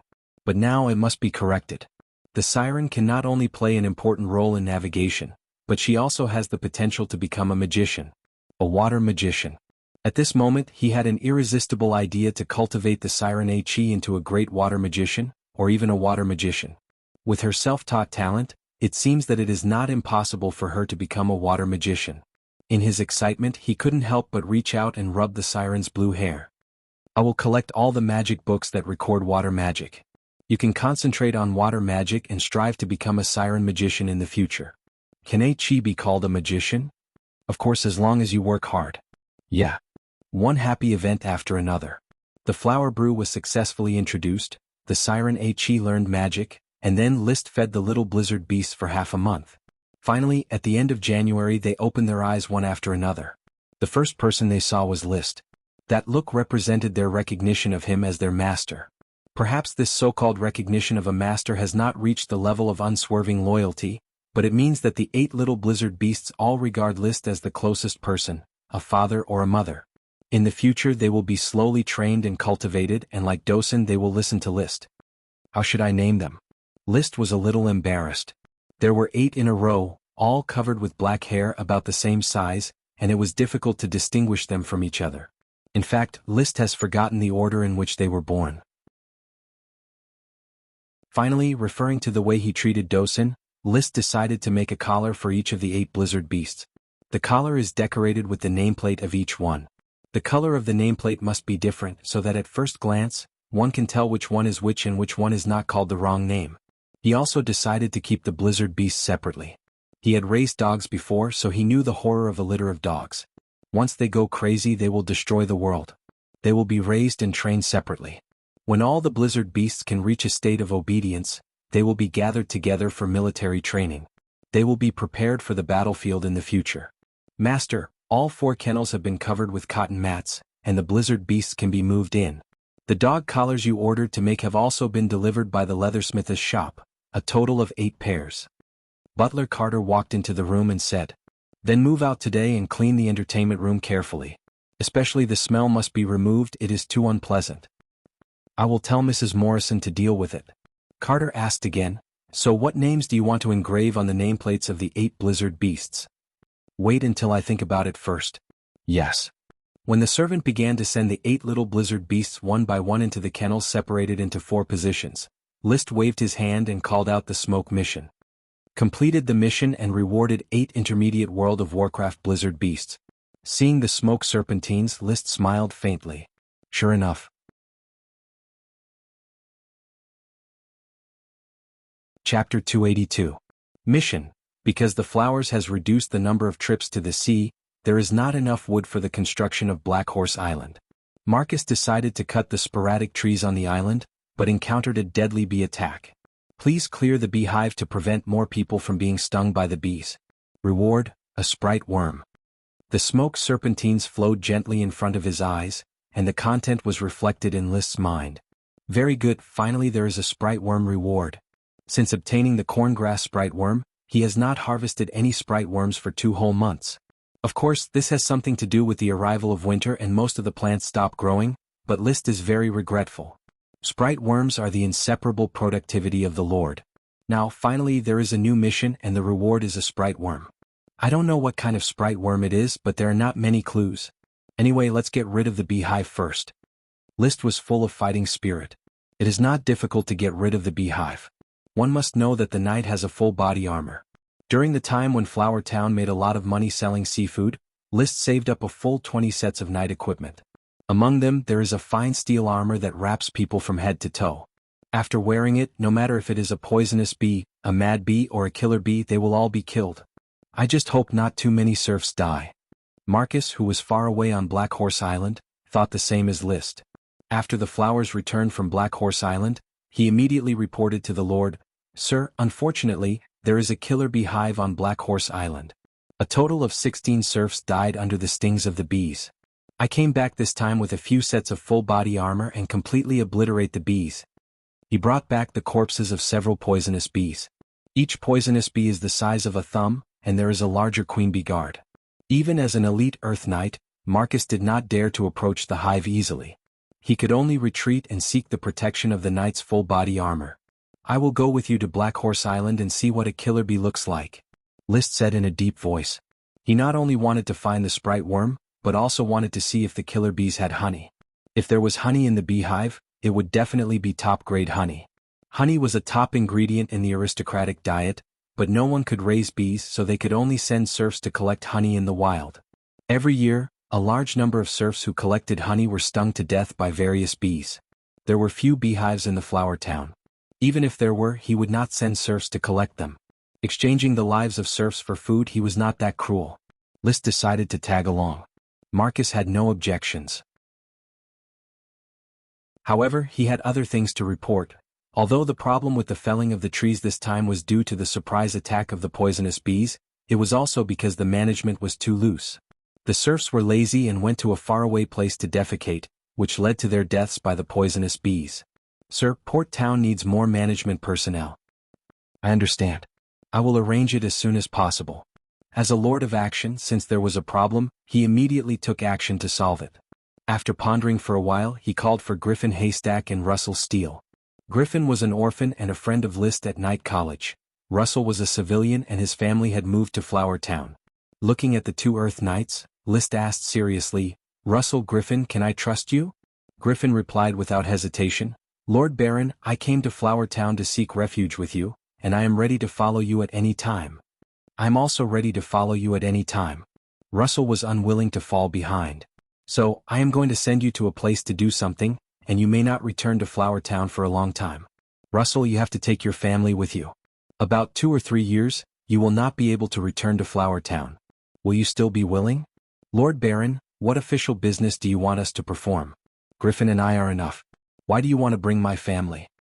It is indeed official business, but there is no danger, just a little hard work, and it needs to be kept secret. As for what official business it is, I can't tell you. List looked at the two of them, but I can assure you that there will be a reward for your efforts, a generous reward. When Griffin heard this, he said directly, Lord Baron, I am willing. Russell hesitated a little and nodded. Since Russell has decided to follow Lord Baron, I will naturally listen to Lord Baron's arrangements. List nodded. Then from today on, you will officially be incorporated into my night squad. This was the meaning of accepting the follower. Griffin and Russell instantly woke up, knelt on one knee and solemnly performed the night etiquette of following and pledging allegiance. I am willing to serve my lord. Get up, pack your luggage, fully communicate with your family, and gather at Flowerport tomorrow morning. Yes, Lord. The next day, the flowers braved the wind and waves and arrived at Black Horse Island in the afternoon. Russell and Griffin learned that they had been sent to work on a deserted island, and this Black Horse Island would become the Lord's fief in the future. In the future, my night squad's training will be arranged on Black Horse Island. Russell, Griffin, and Teacher Marcus will serve as the captains of the night squad and be responsible for the daily training of the night squad. The construction of the port town will also be led by him. Construction needs to be diligent and training needs to be adhered to. List said. Yes, Lord. Knight was an existence that could fight on horseback and be an official when dismounted. Without staying too long, List took the 3 Earth Knights to the location of the poisonous bees. All 4 of them were wearing steel knight armor, riding on their mounts, and even their eyes were covered with barbed wire mesh masks. With such airtight equipment, it would be easy to kill the poisonous bees. Leaving Dosen and the horses in the distance, List and others walked to the poisonous bee's nest. My lord, it's just ahead. Marcus pointed not far ahead. Can you see the big tree? The honeycomb is on the branches of the big tree. It's huge and can be seen very clearly.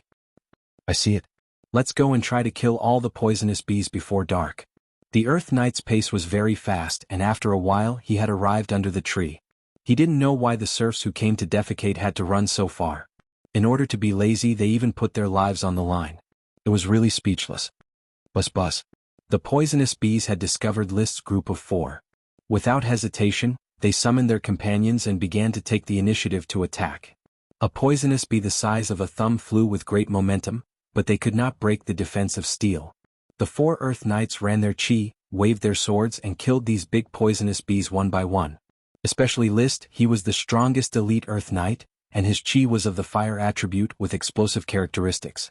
Every time he used his skills, the flames in the sky could burn a large number of poisonous bees.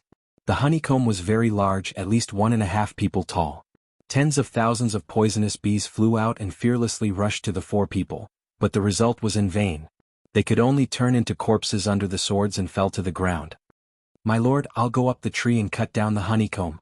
Griffin's Do Chi was of the thunder attribute. Lightning was dancing on his long sword. Although he was just an ordinary Earth Knight, his combat power was quite fierce. Using both hands and feet, he easily climbed up the branches. The poisonous bees surrounded him from the inside and outside, unable to stop his movements. He pulled out his sword and aimed at the root of the branch, chopped the whole branch and fell to the ground together with the honeycomb. The 4 Earth Knights. They surrounded the fallen honeycomb and madly killed the poisonous bees. Chapter 283. The species of the poisonous bee was unknown, and no one cared what kind of poisonous bee it was. Chi gushed out and the limbs flew around. When the sun was about to set, the poisonous bees were almost dead. Even the honeycomb was split open, and the queen hidden inside was found and directly strangled. Only a small number of poisonous bees flew away. According to the habits of bees, they would linger here for a few days until they were sure that the hive no longer existed, and then they would completely fly away.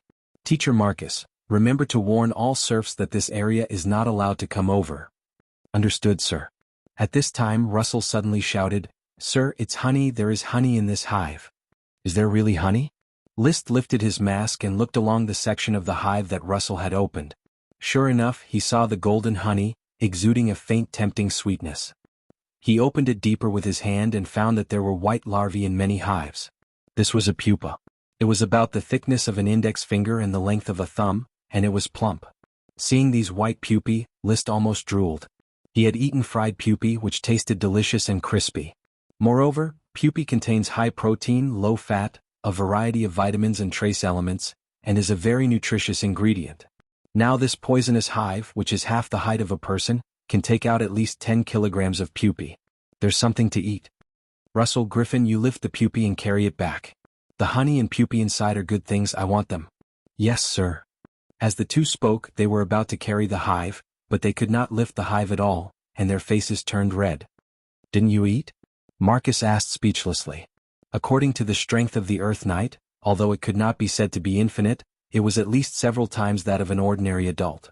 It should not take so much effort to carry a poisonous hive of less than 500 kilograms. When Russell heard this, his face turned even redder.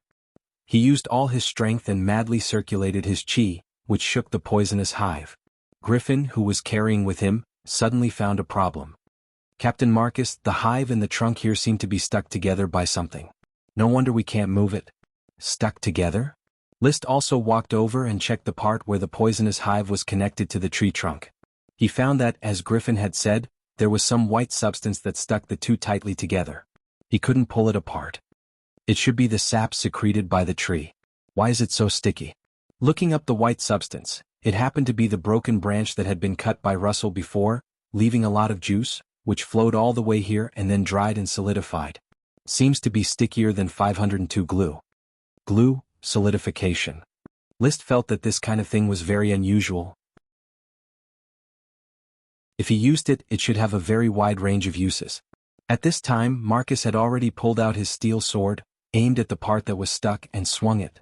Down, down, down. After 3 consecutive strikes, the white substance only had a small crack. There were no signs of it splitting apart. Let's cut a few more times, Teacher Marcus. Use your chi. List signaled to Marcus not to stop and to continue cutting to test the strength of the juices. Marcus did as he was told. With his chi, a cyan light was attached to the long sword. He aimed at the white substance and slashed. Gotcha.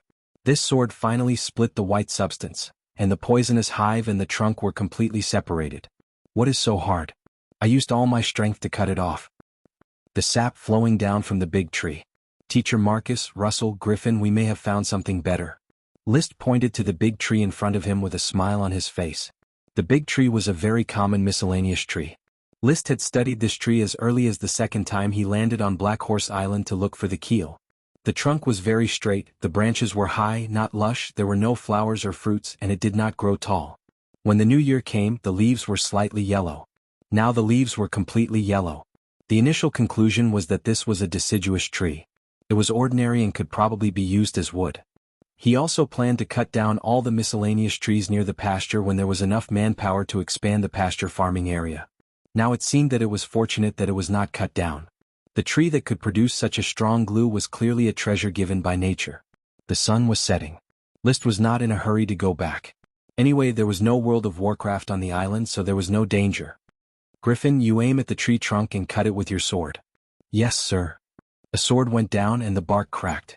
About a minute later, white sap began to ooze from the cracked part. List picked up a little of the sap with a wooden stick and then stuck it to the trunk, shaking it from time to judge the speed of the sap's adhesion. After about 5 minutes of exposure to the air, the sap began to solidify. After solidification, it was almost unbreakable. The effect is very strong. Do you see its role? He asked proudly with the intention of showing off. The sap of this tree was undoubtedly a natural adhesive, and from the degree of hardness after solidification, it was definitely comparable to the existence of rubber, equivalent to the product of the mixture of rubber and 502 glue. The importance of rubber was beyond doubt, and the usefulness of 502 glue was also very great. The advantages of both were undoubtedly a more valuable natural glue. However, Marcus and the other two did not realize this quickly, so they seemed a little confused. Griffin even replied in a serious manner, "Maybe two things can be glued together? It looks a bit troublesome, sir. When serfs cut down trees, they may also glue their axes to the tree trunk." Cut down trees? Sir, aren't you planning to cut down all the trees on the island to expand the range of the grassland? That was the previous plan, but now it has been changed. The grassland is needed, and this tree is even more needed. Liszt said unquestionably, "You may not understand what I just said, but the sap of this tree is a good thing, a very good thing. In my opinion, it is more valuable than gold." More valuable than gold? The sap can be used directly as glue to bind objects. For example, a cooper's bucket with glue. As long as two wooden boards are gently glued together, it will be a perfect bond, neither loosening nor leaking. It is wasteful to use it for a bucket, but it may be suitable for binding weapons. Liszt calmed his excitement and continued, "Of course, first of all, it is necessary to determine its nature, durability, fire or water resistance, how to collect and store it, and so on." Having said that, he suddenly remembered that the smoke mission had been completed, and his sprite worm should have arrived. While letting Marcus and the other two study the nature of the natural glue, he silently summoned the smoke mission. However, he found that the mission content had not changed, and the mission to eliminate the poison beehive had not yet been completed. It seems that the mission can only be completed after all the poison bees fly away and the danger is completely removed. However, this tree in the mission. Looking at the tree trunk and thinking about the mission, he felt that the two seemed to be related. Could it be that my 10th sprite worm is related to this tree?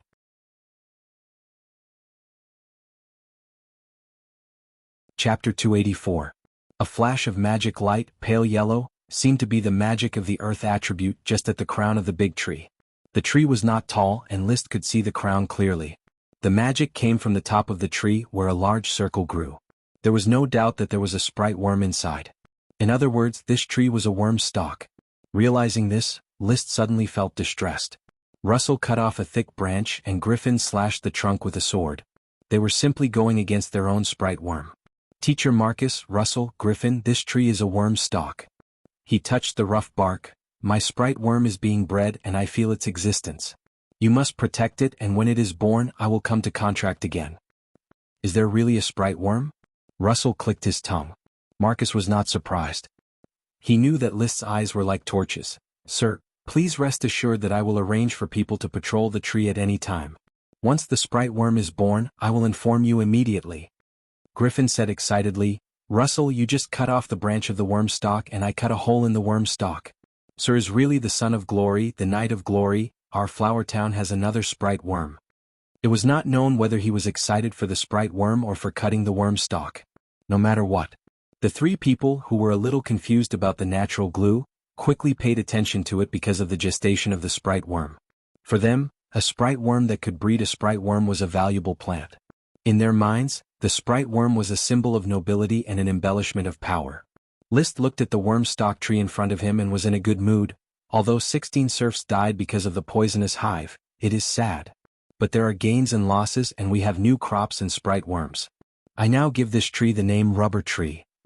This rubber tree is not the same as the rubber tree on Earth, it just borrows the name. The sprite worm that was about to be bred became the rubber tree sprite worm. It was dark. He collected some rubber samples, carried the poisonous hive, and picked up some of the bodies of the poisonous bees and brought them back together. After returning to Port Town, he immediately found wooden planks to make a box and put the poisonous honeycomb into the box. "Teacher Marcus, the venom sacs of the wasps can be collected and refined. Perhaps we can obtain a good poison." Speaking of poisons, the flower town's fast-growing poisonous thorns were truly poisonous. The thorns on the thorns could pierce the skin, forming ulcers and leaving scars, but they couldn't kill. However, after refining and tempering the poison into a weapon, ordinary wild beasts would at most twitch a few times, even if they didn't die upon contact. Even against World of Warcraft with mana, it could deal heavy damage and weaken World of Warcraft for a short period of time. Moreover, World of Warcraft's regeneration would decrease for a long period of time. It had the same effect on the knight. Using poison was not an honorable act. It went against the noble qualities of a knight who charged head-on. However, it was only a poison that had a weakening effect, so it was fine to use it. In a war, one had to rely on one's own means and one couldn't rely on hot-bloodedness. The loser was the bandit, the victor was the king. Only the victor was qualified to show his noble character. The loser would either die, go bankrupt, or become a serf. In any case, there was nothing noble about it. Marcus understood this truth and immediately nodded, saying, "I will take people to pick up the corpses of all the wasps and dig out their venom sacs to refine the poison." Very well. Early the next morning, Liszt returned to the flower town by ship, leaving Marcus and the others to continue presiding over the port town's construction. The first thing he did after returning to the castle was to order the servants to clean up the poisonous honeycomb. Mrs. Abby, take people to pick out all the pupae from the poisonous honeycomb and then scrape out the honey. First, find small animals to test if there is any poison. If there is none, then add it to my recipe. Oh heavens, what a big hornet's nest. My lord, just wait to enjoy the delicious pupae. When I was a child, I often dug out hornets' nests to find those cute and delicious pupae to cook. And this honey, look, it's golden and tempting. Mrs. Abby looked left and right around the huge poisonous honeycomb, feeling very excited. Since coming to the Flower Town's castle, under List's intentional or unintentional pointers, she had become a well-known top chef. Everyone said, Mrs. Abby is clever and skillful, Mrs. Abby's dishes are amazing, Mrs. Abby's mind is full of food, which made her intoxicated. She had fallen into the business of constantly developing new dishes, and it was getting out of hand. For this reason, the castle not only recruited a new surf chef as her assistant, but also recruited 2 new kitchen maids. One was the chef Yulia, a serf bought from the Eagle Kingdom and had no surnames. The other 2 kitchen maids, Ollie and Kelsey, were also serfs bought from the Eagle Kingdom and had no surnames. Unlike the Grand Duchy of Sapphire, many serfs in the Eagle Kingdom did not have surnames. They had farmed for generations and had little mobility, so they basically did not need surnames. For example, the sisters Paris and Maggie had no surnames. Berdang and Hunt Era, who assisted Frank distillers in brewing, also had no surnames. In the history of the founding of the Grand Duchy of Sapphire, a large number of serfs were purchased. In order to facilitate the census and strict control of serfs, all serfs were forced to add surnames. Noble words were not allowed to be used, which directly resulted in the surnames of civilians being a mess of lowly words.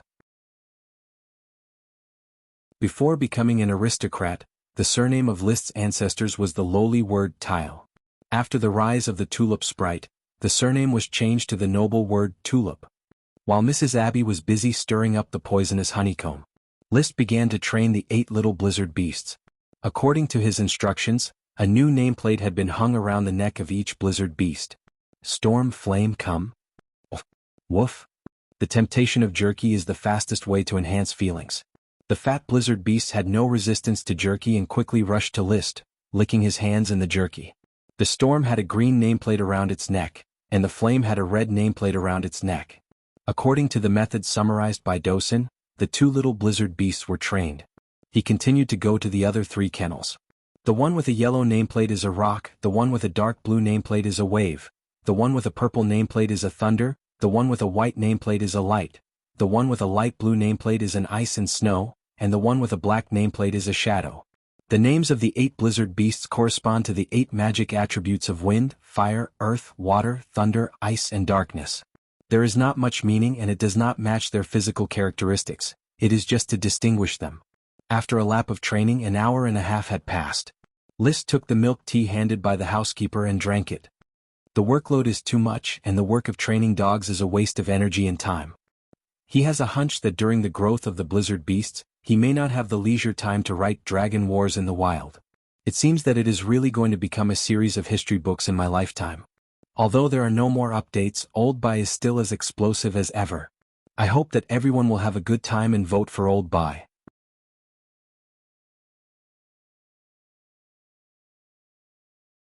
Chapter 285. After training the dog. It was completely dark and the castle was already preparing dinner dishes. List went upstairs to talk to the siren A-Chi, which has become his regular habit. Chatting with the innocent A-Chi is a kind of relaxation for the soul. List, look, I copied Frito's fireball and I can also rub water arrows with the back of my hand. The siren A-Chi said happily. A water arrow condensed on the back of her hand, and with a gentle push, the water arrow flew out of the window like a sharp arrow. Learning magic was like getting a new toy for her, and she had a lot of fun playing with it. Look, not only can I rub water arrows with the back of my right hand, but I can also rub water arrows with the back of my left hand. My next step is to rub water arrows with my knees. What do you think of this idea? Apart from being surprised, List didn't know how to express it. Magicians can rub fireballs with all parts of their body, which is not difficult. The magic apprentice Fredo Truth rubs fireballs with the back of his hand, which is technically difficult. After all, magic apprentices can't be compared with magicians, and they are too weak in terms of mental control. The Siren Chi can rub water arrows with the back of her hands in a few days. This control is amazing. Chi, how did you think of rubbing water arrows with your knees? The predecessors who wrote the magic books said that the most important thing for a magician is imagination and creativity. Chi found that no one casts spells with their knees. If Chi succeeds, she can also write a book. Well, it will be called Chiroid's Truce Water Arrow, hee. Yes, Chi is already qualified to publish a book. It seems that you have a thorough understanding of water arrows. I have to find more books on water magic for you as soon as possible. The inheritance of a magician is relatively hidden. In addition to simple basic magic, there will be special magic books to discuss new ways of casting spells with each other. There is no book inheritance of advanced magic at all. Just like a Knight's Do Chi secret skill and a Sky Knight's cultivation secret book, both were hard to find even with money. The Tulip family has been working hard for many years, but they don't even have a Chi skill book. If it weren't for the guidance of the Smoke Mission, List wouldn't have gotten the magic eye at all. Looks like I have to have a good chat with Elk Sun. In List's view, Elk Sun is a magician who attaches great importance to enjoyment, and the possibility of getting a magic inheritance from him is relatively high, as long as he is willing to spend money. For the sake of Chi's path as a water magic shooter, List gritted his teeth and was willing to bear the costs. After all, Chi's formidable strength meant that the safety of the voyage would be greater. Thinking about it, with a water mage accompanying them, they wouldn't have to be afraid of encountering any sea monsters. Even if Chi didn't have the talent to become a magic shooter, she would still be a powerful great mage. Hearing List's words, Chi nodded happily. Thank you, List. Chi, why don't you call me Big Brother? Within 3 seconds, List decided to tie up the future water magic shooter with kinship. Chi tilted her head and looked like she was thinking seriously. But Chi is already 41 years old. List, you're only 17. You're a siren and I'm a human. Age can't be calculated like that. I'm already an adult and you're still an underage siren. Of course you have to call me Big Brother. Okay, Big Brother. Chi is very good. Come, Big Brother will give you a black pearl. You can use it to study the magic runes and magic arrays recorded in the magic books. List took out a fist-sized black pearl and handed it to the Siren Chi. From the giant clam shell, a total of 16 black pearls were harvested. A black pearl the size of a wash basin was still lying quietly in the gem space, waiting for the right time to be made into a calm pearl. 2 basketball-sized black pearls, one had been made into a calm pearl, and the other was about to be made into a calm pearl. 3 bowl-sized black pearls were not used.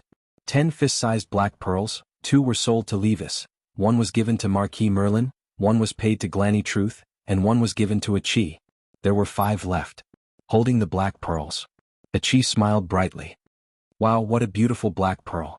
I can feel a lot of water attribute magic elements. Holding hands like a gentle baby, it's like a natural magic array. Thank you, Big Brother. I will study the black pearls and learn magic runes and magic arrays. Study hard. I still have a few black pearls. When the time comes, you can help me make magic equipment. Well, Chi will work hard. The siren clenched her small fists and pretended to be excited. Compared with the cautious she was when they first met, she was now lively and lovely. He couldn't help but reach out and rub her beautiful blue hair. He really hoped that Chi could learn as soon as possible and then ask Chi to help him make the calm pearl. After all, he asked Glanny Truth to make the calm pearl, and the cost of all kinds of materials was sky-high. The last sea-calming divine pearl had cost him a fist-sized black pearl. He poked Ella, who was still in the shell. List left the room. The castle's dinner party had begun. In the snow-covered flower town, there were no lights at night, so the work would end earlier. Only the brewery was still working all night. Lord Baron, I heard that Russell and Griffin have pledged allegiance to you and arranged to carry out tasks? Randy Kettle suddenly asked before the banquet began. Yes. Randy hopes to follow my lord. I accept your following. List was not surprised by Randy's request and said directly. Then there was the etiquette of the knight's allegiance. After acceptance, the relationship between the follower and the lord was officially established. This meant that Randy's fate was in the hands of List, and List would bring him more glory, with Randy taking the lead. Rick Footprint, Nemo and others also announced to follow List. Among the officials of Flower Town, Isaiah, who did not follow List, also took the opportunity to ask to follow. The Flower Town in front of them was no longer a remote rural town, and the List in front of them was no longer the timid second son of the Count. Flower Town was bound to rise with List. Everyone knew that if they did not follow him now, there would be more and more talents in the future. If they followed him again, there would be no advantage. After all, the followers of the elders were certainly more valued by the Lord than the new followers. Seeing the young people performing the knights following etiquette, Zambrata, who was not young, hesitated. He came to Flower Town to see List's potential and hoped to use List's rise to regain the glory of the aristocracy. But such a hasty following was not what he wanted. As a former Lord Knight, he had his moments of glory and remembered the difference between himself and civilians. Even if he was deprived of his title and demoted to a civilian, he still retained his pride, coupled with his talent of being knowledgeable, self-righteous, and unwilling to easily lower his status. However, at this moment, there was no room for him to continue to be aloof. If he did not follow him today, he would be remembered by List. Since I have to follow him sooner or later, I should be straightforward. List will restore the glory of the Count and become a new great aristocrat. I can't lose this opportunity.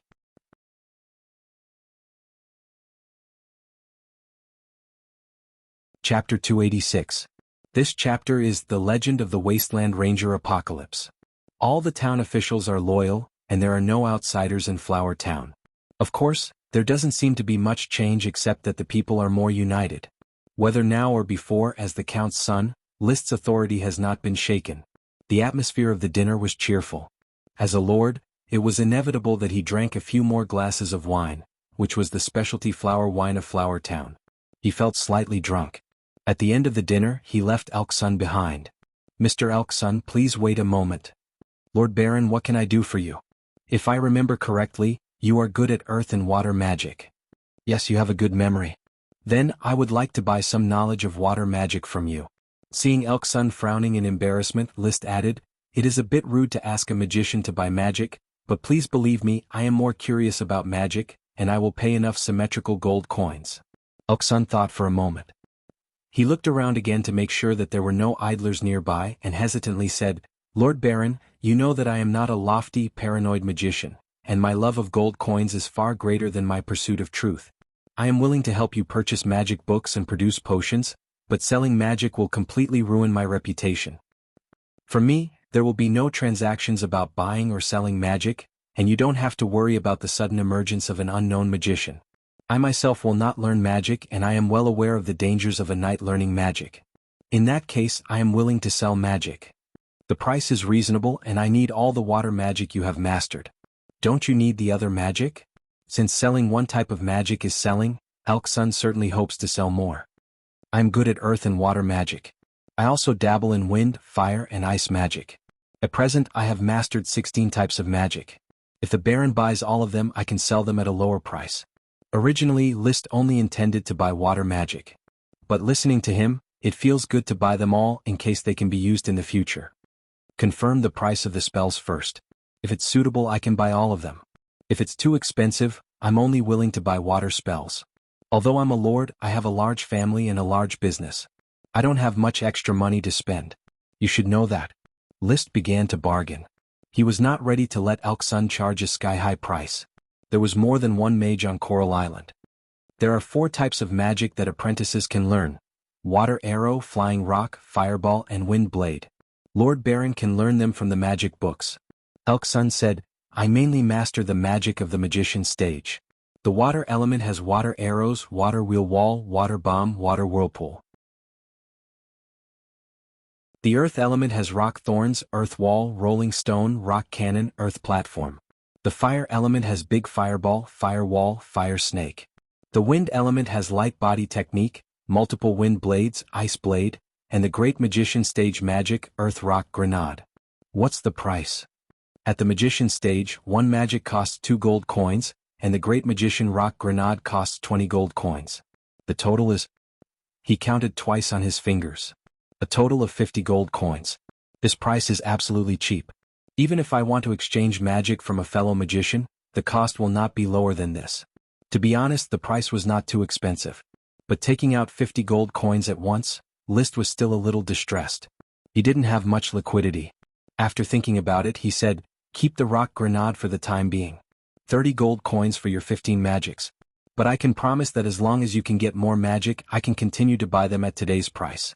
You should believe in my development potential. It's not difficult to buy magic. It was a pity that he didn't sell the rock grenade for 20 gold coins, but Alksun still nodded. Of course, Lord Baron, your future is as broad as the sea. Then I will go back and write the magic casting plan. If you have any questions, you can ask me directly.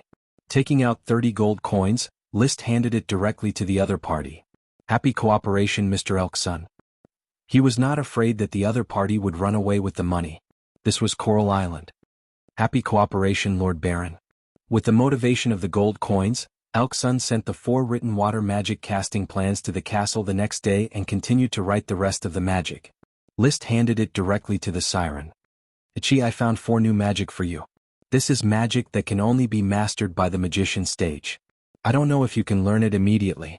If you can't master it, then meditate more and exercise your mental strength. Well, thank you, brother. Ichi will study hard and strive to become a siren magician, hee. By the way, you should go to the beach today to replenish your water. Don't be busy reading. Let's go to the beach for 2 hours. Well, Ichi really needs to change the seawater in the shell. The seawater is not fresh. Ichi reached out and stirred the seawater in her shell. The seawater still looked crystal clear. He didn't know how the siren could tell whether it was fresh or not. Seaside. Snowflakes were flying and winter was still not over. It would not stop snowing until mid-February. This strange world has a very different climate and hydrology from the Earth. For example, List recently discovered a very important message, that is, the length of day and night in winter in Flower Town is equal. There will be no long days and short nights, and there will be no short days and long nights. This supports his previous judgment. If this world is a planet, then there is no inclination of self-rotation. He also looked up the description of some night novels. It seems that winter and summer are the same throughout the continent. As for the temperature difference, the countries in the south of the continent often do not have snowy weather in night novels. There is even a night novel that describes the southernmost part of the continent. There is a country there, known as the Country of Fire, where the weather is hot all year round. Does this mean that the southernmost part of the continent is already very close to the planet's equator? That is to say, the continent I am on is just a continent in the northern hemisphere of the planet, not the whole world? The siren Ichi took a bath at the beach and laughed like a silver bell from time to time. Ella flew on the shore, looking at Ichi and shouting from time to time, "Wow!" Dosen was lying in the snow, the storm and flames crawling around him. He didn't know if he knew that these 2 puppies were his children. Anyway, he tolerated them climbing and biting him. List continued to fantasize about astronomy and geography.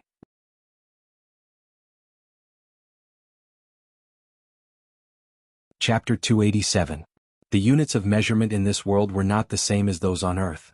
As a transmigrator, he did not bring any items that could be used as a comparison to determine whether this was the world of giants or the world of ants. He could only infer the breadth of this world according to the proportions of his body.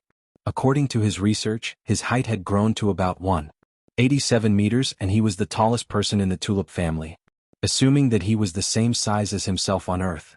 The Coral Island was equivalent to the area of a prefecture-level city in China, with an average of 10,000 square kilometers.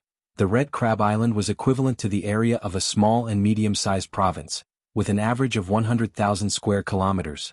Then the Grand Duchy of Sapphire had more than 10 islands the size of the Red Crab Island, as well as the even larger Blue Dragon Island. The area of all the islands added up to about 2 million square kilometers, which was about 1/5 the size of China. The Grand Duchy of Sapphire was just a remote island state in a corner of the continent, and its area might be smaller than other duchies and grand duchies. Its suzerain, the Steel Ridge Kingdom, had 7 vassal states, which added up to more than China, and the area of the Steel Ridge Kingdom itself was twice the size of all the vassal states added up. In other words, the area of the Steel Ridge Kingdom and its vassal states added up was equivalent to the size of the Asian continent, 45 million square kilometers. The Eagle Kingdom, the enemy of the Steel Ridge Kingdom, had a slightly smaller area and 1 less vassal state, with a total area of about 30 million square kilometers. The Blast Furnace Kingdom, the neighbor of the Steel Ridge Kingdom, had a larger area and more vassal states, with a total area of about 60 million square kilometers. The total area of these 3 kingdoms added up, plus some offshore deserted islands, could exceed the total land area of the Earth, 149 million square kilometers. But these 3 kingdoms were only located in the northeast corner of the continent. The area of the entire continent was probably 20 times the size of the 3 kingdoms. After all, the area of any one of the empires on the continent was larger than several kingdoms added up.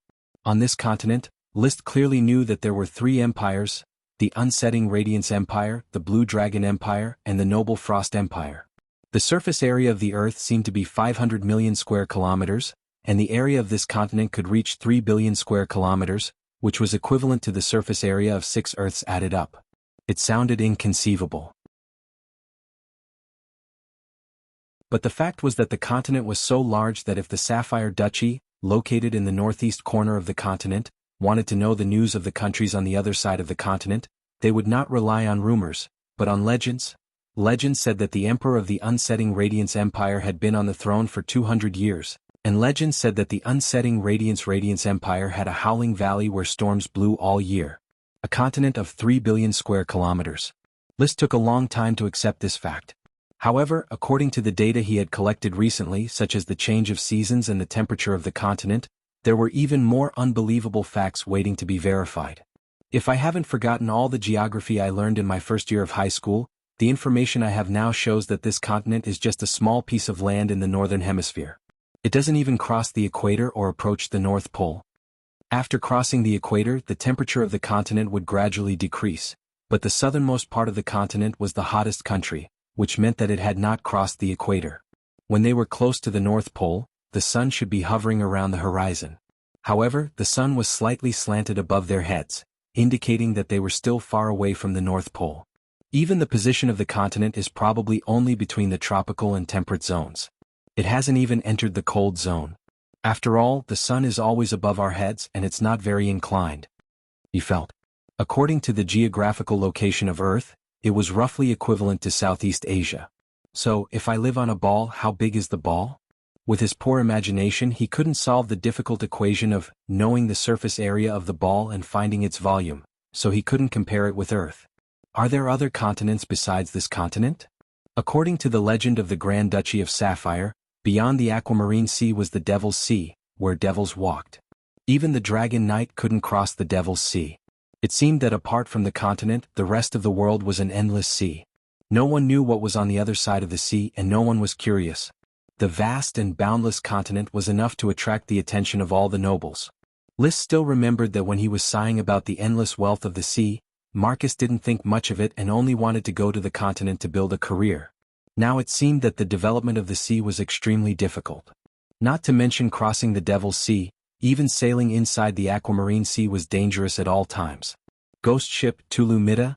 He suddenly remembered, right, I almost forgot the book Philip Sun's Descendant's Diary. The descendant of the Sun's child, who had the same bloodline as the old leathersmith, should have come from another continent and was exiled here. So there must be a new continent with a new human civilization. The drifting bottle that stored 36D ghosts and was only used for communication had a high level of craftsmanship and magical use, showing that it was a highly developed magic society. Thinking. He took out the drifting bottle from the gem space. It had a special metal texture and exquisite engraved patterns. He had admired it countless times. There were also countless speculations, but in the end, nothing was found. Maybe one day the Smoke Mission will issue another mission related to the Sun's child. At that time I can make use of this drifting bottle. By the way, I have collected many bottles of the old leathersmith's blood in the past 6 months, enough to open the drifting bottle hundreds of times. When he had free time he would ask the old leathersmith for some blood. Then he would ask Jesse to give the old leathersmith a lot of tonics, fearing that the old leathersmith would die from excessive blood loss. Perhaps it was the health benefits of regular bloodletting, or perhaps it was the effect of the tonics, but the old leathersmith lived younger and younger. Liszt even heard the butler Carter say that the old leathersmith had discussed with Jesse whether he should find a wife or not. Perhaps he could have a son if he worked hard. In this regard, Liszt did not interfere. He hoped that the old leathersmith could find a wife, preferably with offspring, so that he could collect more blood of the Sun's descendants. He repeatedly opened the drifting bottle. After playing with it for a moment, he put it back into the drifting bottle. Liszt took out a piece of rubber and studied it. The rubber of the rubber tree. He was ready to carefully explore and figure out all its characteristics. First was its hardness. The hardness of the solidified rubber was equivalent to the marble used to build a castle. Second was its fire resistance. Flames had no effect on it, and it was completely fire resistant like stone. It was water-resistant and would not change when immersed in water. It also did not react chemically with all the liquids that List could find. It was extremely sticky, but because it had already solidified when it was brought back, it could only be judged that when it was glued to wood, it was almost integrated with the wood. Its weight was very light, similar to plastic.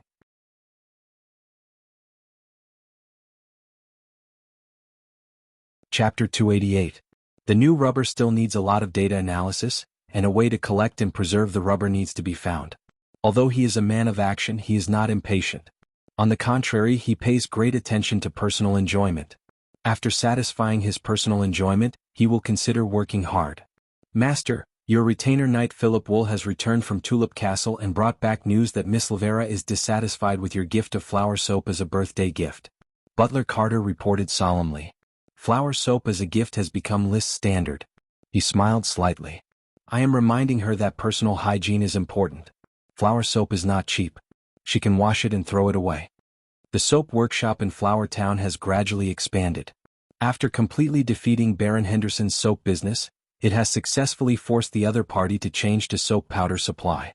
In other words, Flower soap has unified the Coral Island market. Under the leadership of the two businessmen Sherlock and Harpagon, they have cooperated with Tulip Castle and Beer Castle to sell to the outer islands. Every day the market is expanding. The exquisite flower soap can easily beat the old-fashioned soap, so the revenue is increasing. Even in winter, when baths are not frequent, it can still make a net profit of 5 gold coins a day. At a time when the seafood business is completely depressed and the flower wine has not been on the market, the castle depends entirely on the revenue from the flower soap. As for the peanut processing workshop, there is little revenue from the town's tax revenue. To List's considerable surprise, in this cold winter, the 2 public bathrooms can bring in dozens of silver coins every day. The foreign businessmen, as well as the nobles of North Valley City, would rather take a carriage and come to Flower Town to take a hot bath. Some people will rest in Flower Town. Because there are too many people resting, the commercial district is deliberately divided into 2 two-story wooden houses in the name of the castle industry. One is a hotel, the other is a restaurant, and there are plans to open a pub. The town is becoming more and more popular, and the civilian business is booming. Raynal of the bakery can sell all kinds of bread every day. The old leathersmith of the leathersmith shop has recruited 4 apprentices to help and pass on his craft. The grocery store is even busier, and Harriet's family, including Maggie, have to be busy selling. There were also those commoners who sold eggs, vegetables, and wild fruits. They could always sell out their baskets. There were more and more caravans coming to Flower Town to do business. The more than 2,000 serfs in the territory had bulged their pockets and their desire to consume was growing. Even the North Valley City's burlesque troupe often came to the Flower Town to perform and received a lot of tips. At least, when List came to watch, he would throw a few silver coins at them every time. He was purely spending money to hire a burlesque troupe to enrich the life of the townspeople. He even ordered for a few oversized snowmen to be built in the town square. The huge snowman was as tall as a 3-story wooden house and could be seen clearly from the castle. The children in the town loved to circle around the snowman. The snowman had a name, Snowbow. What are you doing, Paris? When List walked out of the castle, he saw that the mercenary was also making a snowman. It seemed that she wanted to replicate the snowman in the town square. The castle is too monotonous. There should be a snow treasure. Have you finished today's snake text lesson? Today is Sunday. You made a rule that I can have a day off every Sunday. Paris was seriously making a snowman even though it was ugly. Since you have nothing to do, come and fight with me. Can we not fight? I am not your opponent at all if I don't transform. Lord Baron, there is no point in you fighting with me. You can't say that. I am now going to use an ordinary sword and no longer restrain your light and shadow entanglement.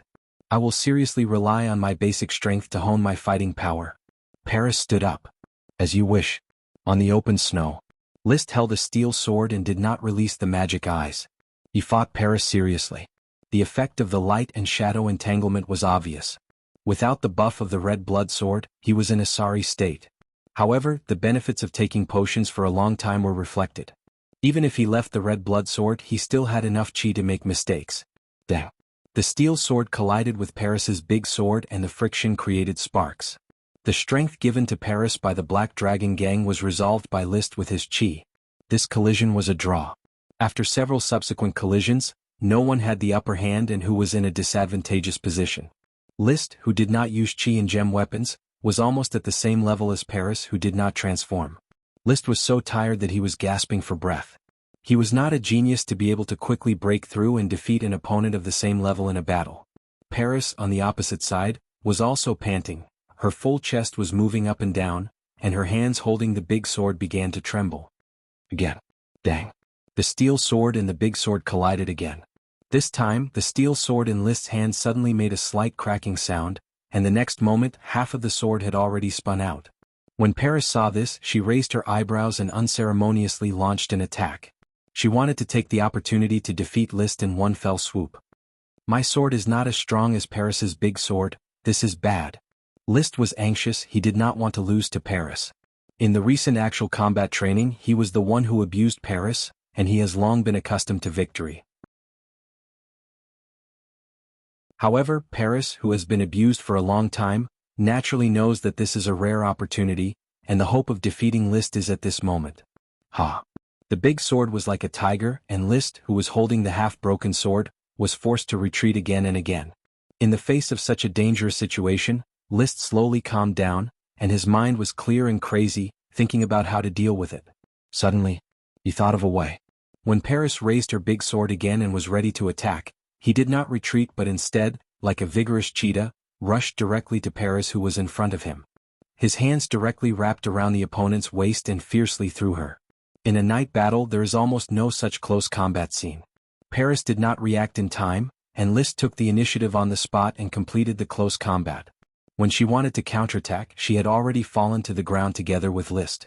Due to inertia, the two of them rolled like a gourd. In order to prevent Paris from counterattacking, Liszt wrapped his hands very tightly, forcing Paris to be unable to twist her body, and the big sword was also thrown away. After 5 or 6 rounds it stopped rolling. The battle immediately came to a stalemate. Liszt wrapped his hands around Paris, unable to attack again, Paris also unable to counterattack. No one can do anything to the other. However, when Liszt felt his hands suddenly become soft, he suddenly found that he was pressed down by Paris. Her full chest happened to be pressed against his head, and a large area of the round elastic area stuck to his face and continued to press down, almost suffocating him. You can let go of me. Paris's voice was strangely soft. But Liszt did not feel embarrassed at all, still maintaining his original position. How about a draw? Up to you. Okay. Only then did he let go. Paris forced herself to use her arms and rolled off him.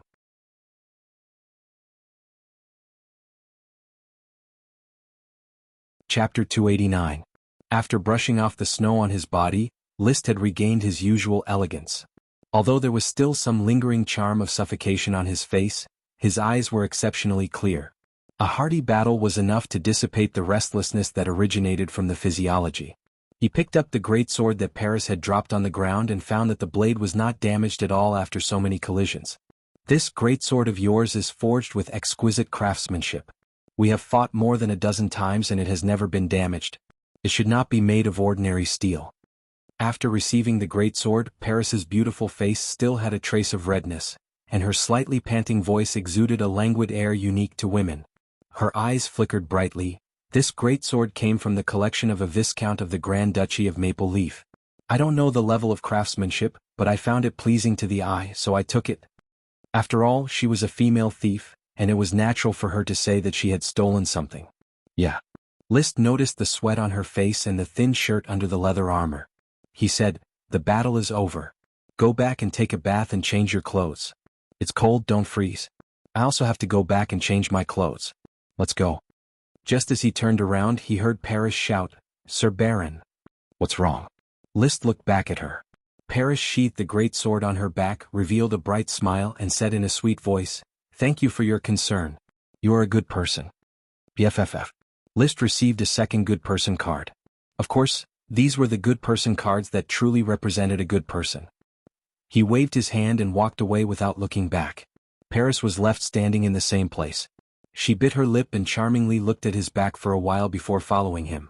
In the castle bathroom. While soaking in the indoor hot spring, he called out the smoke mission. He found that the smoke serpentines had changed. Mission completed. Reward, a rubber tree sprite worm. The poisonous bees flew away, and the danger was declared resolved.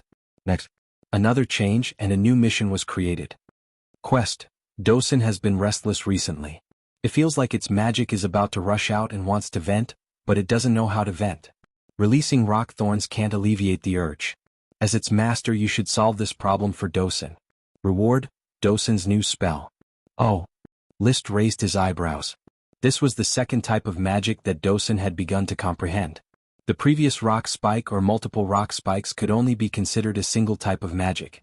For example, the purple sand crocodile who had mastered water arrow volley would definitely be able to release a separate water arrow spell, which was a prerequisite skill. Does Dosun need my help with the second kind of magic? But I don't have much research on earth magic. The earth magic sent by Elk Sun seems to be a reference. Earth wall? Rolling stones? Earth lifting platform? Or the rock grenades I didn't buy? After the bath, he immediately took out the thick bast paper that recorded the casting plans of these earth magic spells and carefully memorized the theories. He was ready to help Dosun verify one by one to determine which one it would comprehend. If it's an earth wall, let the serfs come over and pile up a few walls with earth. If it's a rolling stone, let the serfs push the stone to roll on the ground, or directly roll a snowball. If it's an earth lifting platform, we can also pile snow to let Dosun understand the truth. It was impossible to let Dosun understand the principles of magic casting.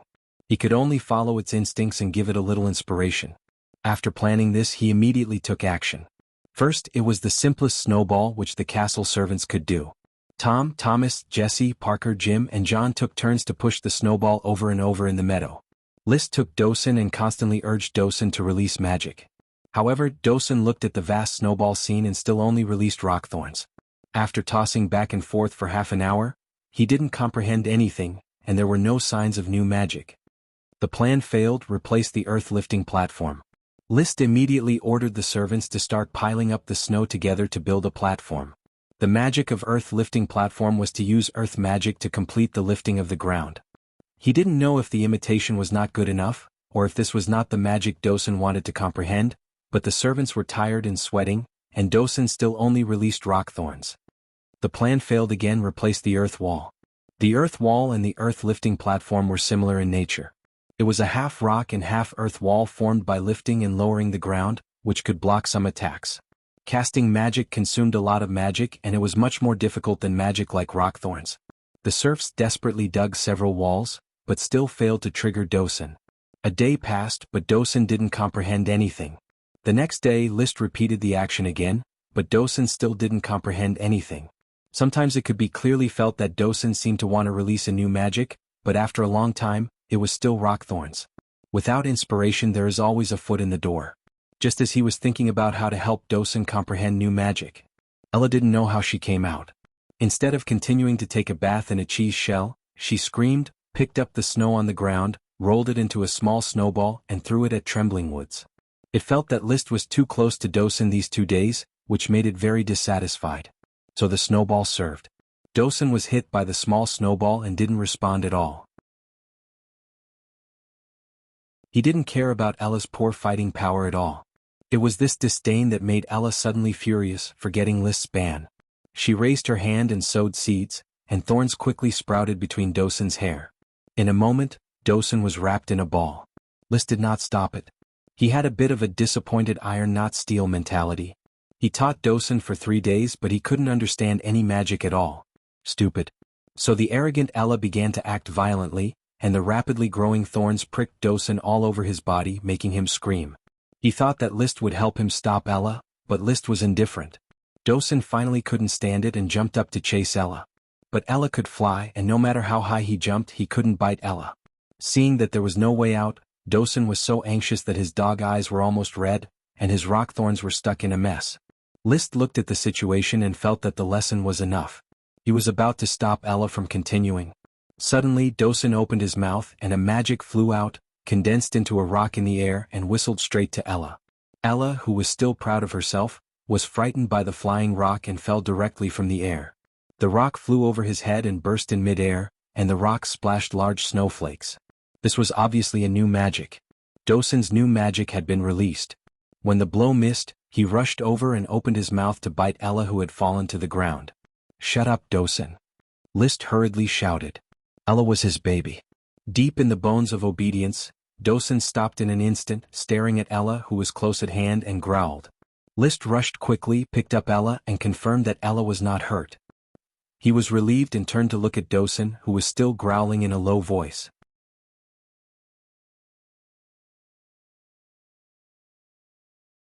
Chapter 290. On the palm of his hand. Whoa! Ella cried aggrievedly, trying to win List's sympathy. But List's eyes were all on Dosen. He asked his servant to come and help tear off the thorns on Dosen. He was quite excited. Just now, in a rather dangerous situation, Dosen successfully released a new kind of magic. He condensed a flying and exploding rock in the air. Is this the rock grenade owned by Elksun that can only be mastered by a great magician? Elksun had the rock grenade casting scheme, but he didn't know how to cast it himself. He needed the mental control of a great magician to release this level of magic. Dosen's new magic was probably this kind of relatively advanced magic. Woof! Dosen barked at List. He was probably accusing List of covering up the evil thorn sprite Ella. But List could not punish Ella. He just ordered Ella to go back to the worm room immediately and not to come out. Then he took out a few pieces of jerky and threw them to Dosen, comforting him and rewarding him for learning new magic. When Dosen finished eating the jerky, he immediately ordered, "Dosen, release the magic." Dosen opened his mouth. In the distance, a rock thorn broke through the ground. "Not this, it's the new magic you just learned. Come on, release it here." List pointed to the air. Dosen froze for a while before opening his mouth and spitting out magic. Hula, a rock about the size of a wash basin, quickly condensed and exploded. He had ordered Elksun to come. "Mr. Elksun, what kind of earth magic do you think Dosen's new magic is?" Elksun said in surprise, "This is a rock grenade, a very powerful earth magic. Dosen has completed the intermediate World of Warcraft bloodline transformation. He has successfully mastered the rock grenade that only a great magician can learn. But his rock grenade is a bit weak. I have seen a great magician cast a spell once, and the condensed rock is the size of a water tank. It was weak because Dosen wasn't used to it yet.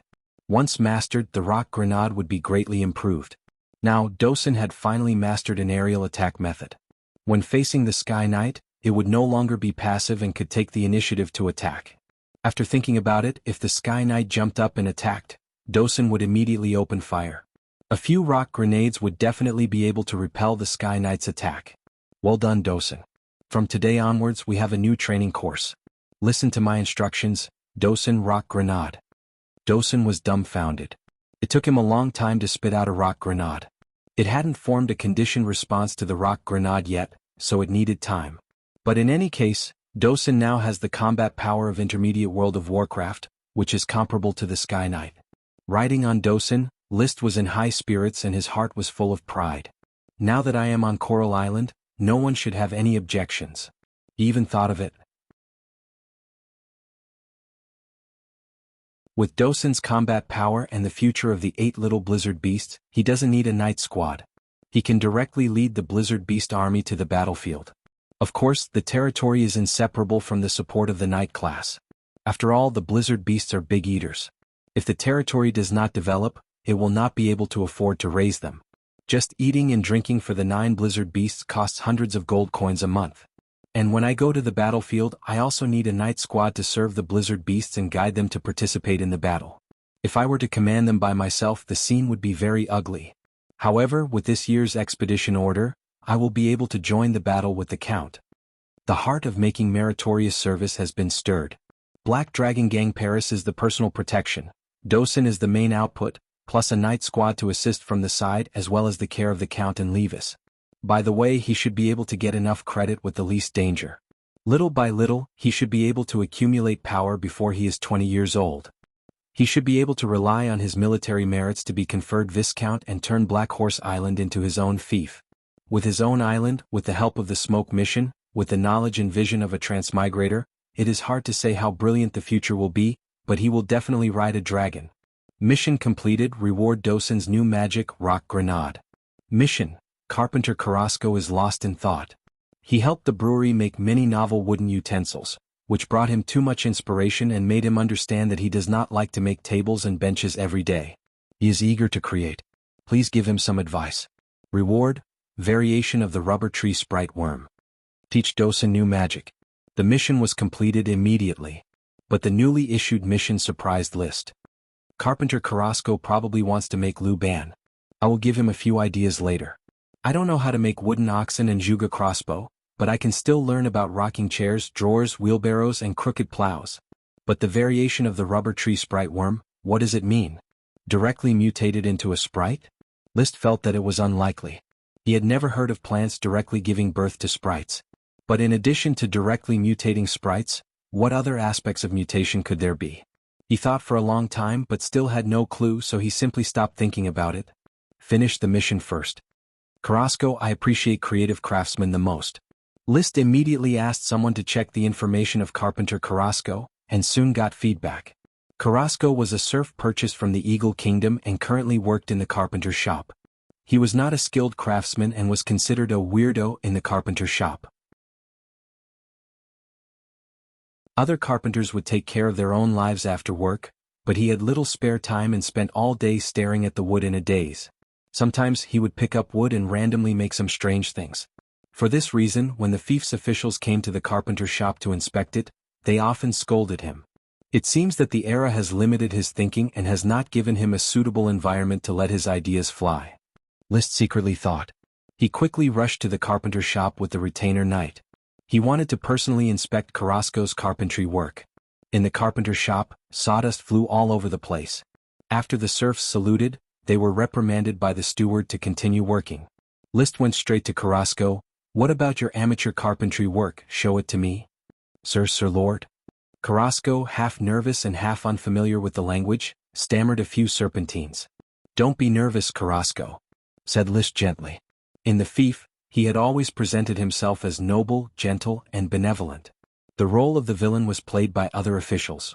After feeling the kindness of the Sir Lord, Carrasco finally dispelled his nervousness and laid out his amateur carpentry work one by one.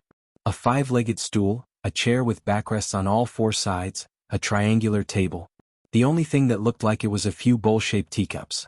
This was not creativity at all, it was a lack of nerve in the brain. List finally understood why the inspecting officials scolded Carrasco. If not for the smoke mission, he would have also scolded him. What was with the chair with backrests on all 4 sides? How could people sit on it? Was it a crib?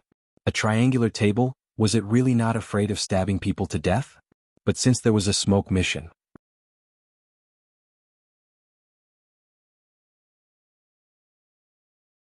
Chapter 291.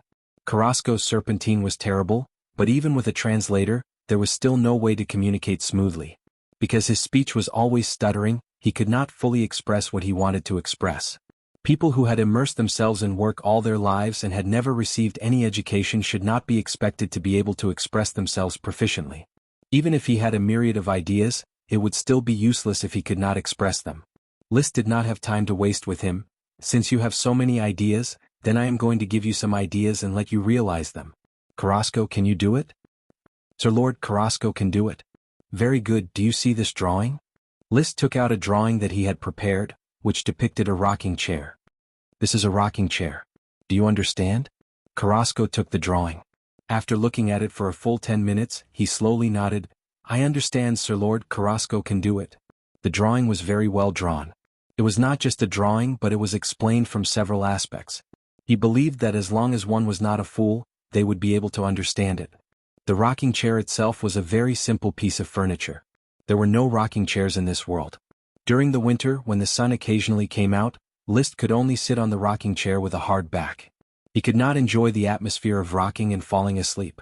With the rocking chair, not only could he read a book while basking in the sun by the window in winter, but he could also enjoy the cool air under the apple tree in summer. After leaving the carpentry shop, he thought, a rocking chair should be able to open Carrasco's mind and let him fly. If not, he was prepared to teach Carrasco the drawers, rocking beds, crooked plows, wheelbarrows, antique shelves, and other wooden products that did not exist in this world. If he could only rely on the rocking chair to complete the task, then List would still slowly invent these things. However, at that time he would arrange for skilled carpenters to build them. It is time for the carpentry shop to be upgraded to a carpentry workshop and expand its scale. Fast-growing iron thorns will soon become timber. When the time comes, the Flower Town's wooden products will become a new specialty. After all, they are ironwood quality wooden products. Tables with drawers, cabinets, rocking chairs, cribs, and chic antique shelves suitable for aristocratic collections should all be popular. As for the crooked plow and wheelbarrow, List had not decided whether he should develop them or not. These tools could already be defined as strategic items. Once invented, they would greatly promote the development of productivity. However, the technical content of these tools was relatively low, and it was very easy to plagiarize. At that time, it might not only boost the productivity of Flower Town, but also the Grand Duchy of Sapphire. He never denied his selfishness. As a noble, he had to keep the good things for himself. I should wait until I have grown stronger before I develop these strategic items one by one. At that time, I can rely on my first mover advantage to rapidly expand my strength and achieve leaps and bounds in development.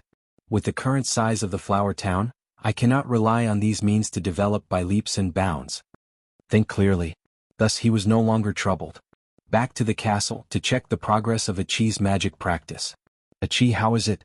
Can you use water arrow volley now? Not yet, brother. In Achi's hand, a water arrow slowly appeared, but she was unable to condense a second water arrow. It feels like water arrow volley isn't that difficult, but Achi just can't make a second water arrow. I've tried so many times. Isn't Achi stupid? How could that be? List rubbed Achi's beautiful blue hair again. He liked the feel of it.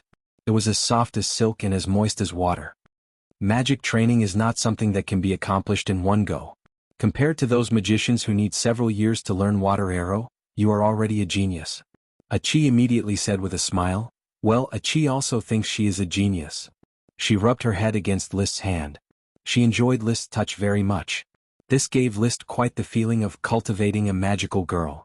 It was a great sense of accomplishment to slowly cultivate an underage fairy-like creature that belonged to him into a powerful magic platform.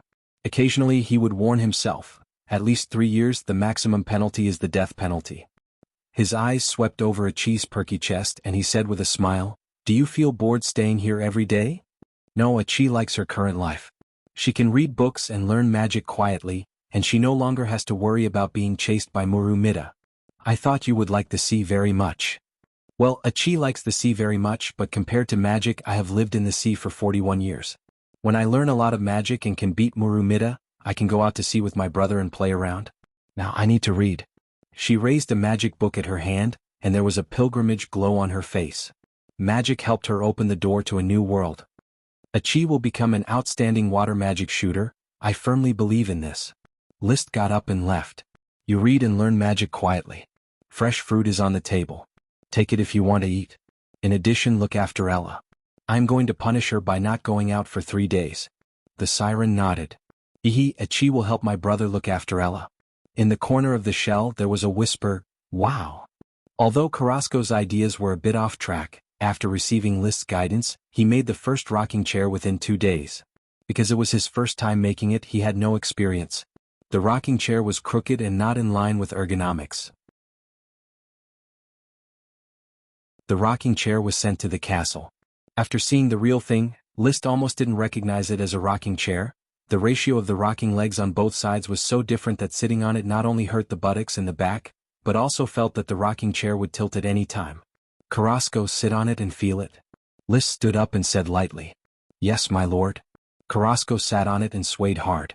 List asked, what do you feel? It seems that it's not as solid as an ordinary chair.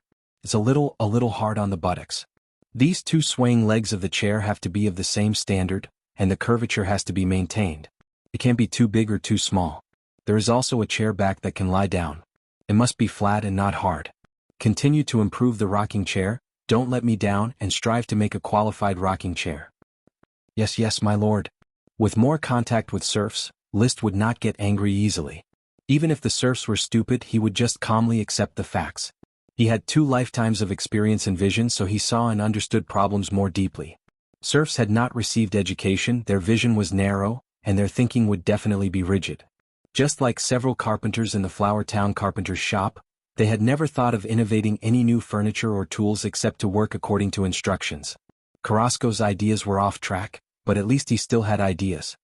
When you make a qualified rocking chair, you will get a reward from me. Now go and do your work seriously. List waved his hand, and the servant sent Carrasco and his rocking chair out of the castle. List took a sip of fresh dragon milk tea and summoned the smoke mission. He thought that the mission was not completed. After all, Carrasco's rocking chair was seriously unqualified, but it was clear that the smoke mission did not set high requirements. The smoke serpentines changed.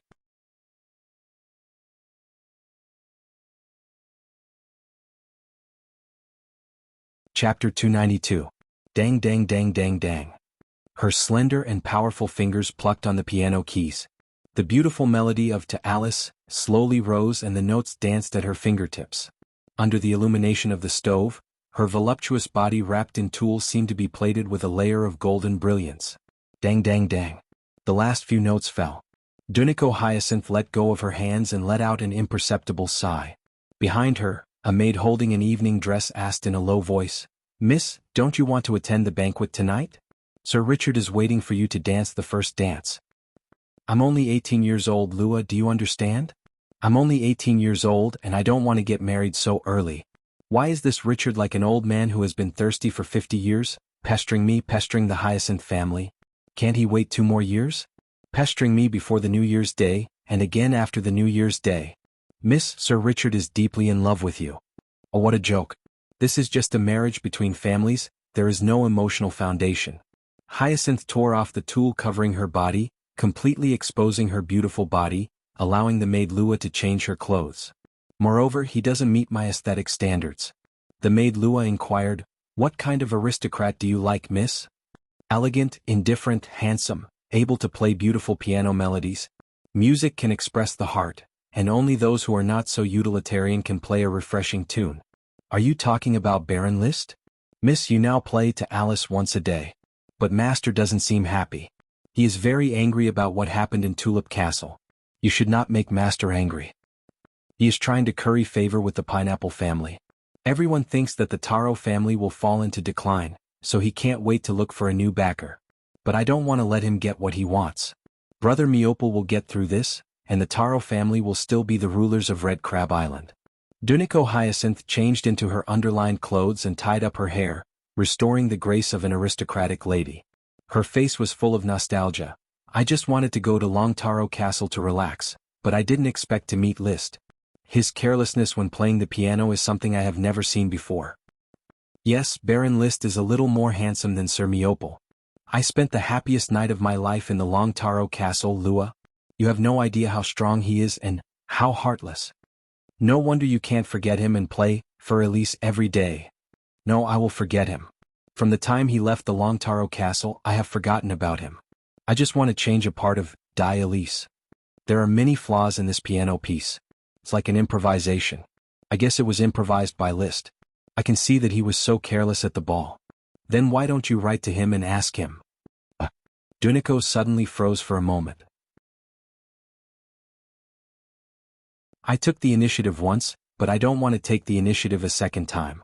I am a thorny rose of Red Crab Island, not a dog's tail flower." She had already changed into her dress. Duniko looked at herself in the crystal mirror. She was still as beautiful as a blooming rose. She took a deep breath and put on the standard smile of an aristocratic lady. "Let's go. Rubber tree sprite worm triplets?" Seeing the reward of the smoke mission, Liszt felt that it was inconceivable. He had never heard of sprite worms having twins or triplets. As the essence of plants, sprite worms had always been alone. At least, according to the information he had, there had never been a sprite worm with twins or triplets. Even in those nonsensical night novels, there had never been an author who wrote about multiple sprite worms. The result of this mutation is really exciting. Regardless of whether there had been multiple sprite worms in the past or not, at least now, the result was exciting. He originally thought that there was only one sprite worm, but in the end there were 3. It was like a buy one get 2 free promotion. It just so happens that rubber is becoming more and more important. With 3 sprite worms, the planting of rubber trees can be greatly increased, and the rubber output will also increase. This was a very good mutation, and Liszt was very satisfied with this result. He restrained his thoughts and began to pay attention to the new mission. Mission: a song Die Elise will make the name of the Piano King Liszt spread throughout Red Crab Island, and also cause ripples in the heart of a certain girl. You think that a night of passion is the end, full stop, but there may be another chance. Please write a letter to Duniko Hyacinth. Reward: a melody from memory. Liszt clearly saw the contents of the smoke serpentines. Liszt's pleasant surprise was quickly replaced by absurd, "What is this? Piano King Liszt?" When Liszt touched the piano in Long Taro Castle, he indeed thought that his piano sound would shock the world, but he had never thought of becoming the Piano King. Moreover, after a night of spring breeze with Duniko, although he occasionally missed the moment of passion, he did not think of teasing her again. At the same time, What made him depressed was that the reward turned out to be just a melody from memory. What was the point of this? He really wanted to say that his eyes were playing tricks on him. But the smoke mission was clearly written in serpentines, engraved with content that he couldn't ignore. It was indeed to write a letter to Dunico and then get a melody, probably the melody of a pop song or maybe the melody of a piano song. In his previous life as an IT worker, he had a period of time when he typed code and liked to listen to the 70 world-famous piano songs, always playing the song list on loop. After a while, his mood relaxed. He accepted the content of the smoke mission's reward. If it was useless, then it was useless. He would think about it in the next mission. He also accepted the mission's content. If he could do it again with Dunico, why not? He just pondered. Why did the smoke mission issue such a strange content and boring reward? The smoke mission originated from the smoke dragon. It is the power of fate that drives all this. What does fate represent? The birth of the elves in the territory, the distress of the sirens, the invasion of the invisible dragon and Paris's infiltration. These are all things that may or may not happen. But in the end, they happened and were grasped by Liszt in the form of missions. There were also some missions that affected the fate of the residents of the territory. For example, Costo wanted to sail, Rainier wanted to make bread, Carrasco wanted to be Luban, and even Dosen wanted to release magic. Then, there were the ultra-small saltpeter mines, fire dragon bone fragments, Thorn's Ridge's World of Warcraft, and so on. Therefore, there are 3 ways to trigger the smoke mission, or rather, the trigger of fate. The first is what I already have around me and fate guides me to get it. The second is something that may or may not happen and fate guides me to get it or prompt it to happen. And the third is that people's thoughts and wishes can also affect fate? Thinking of this.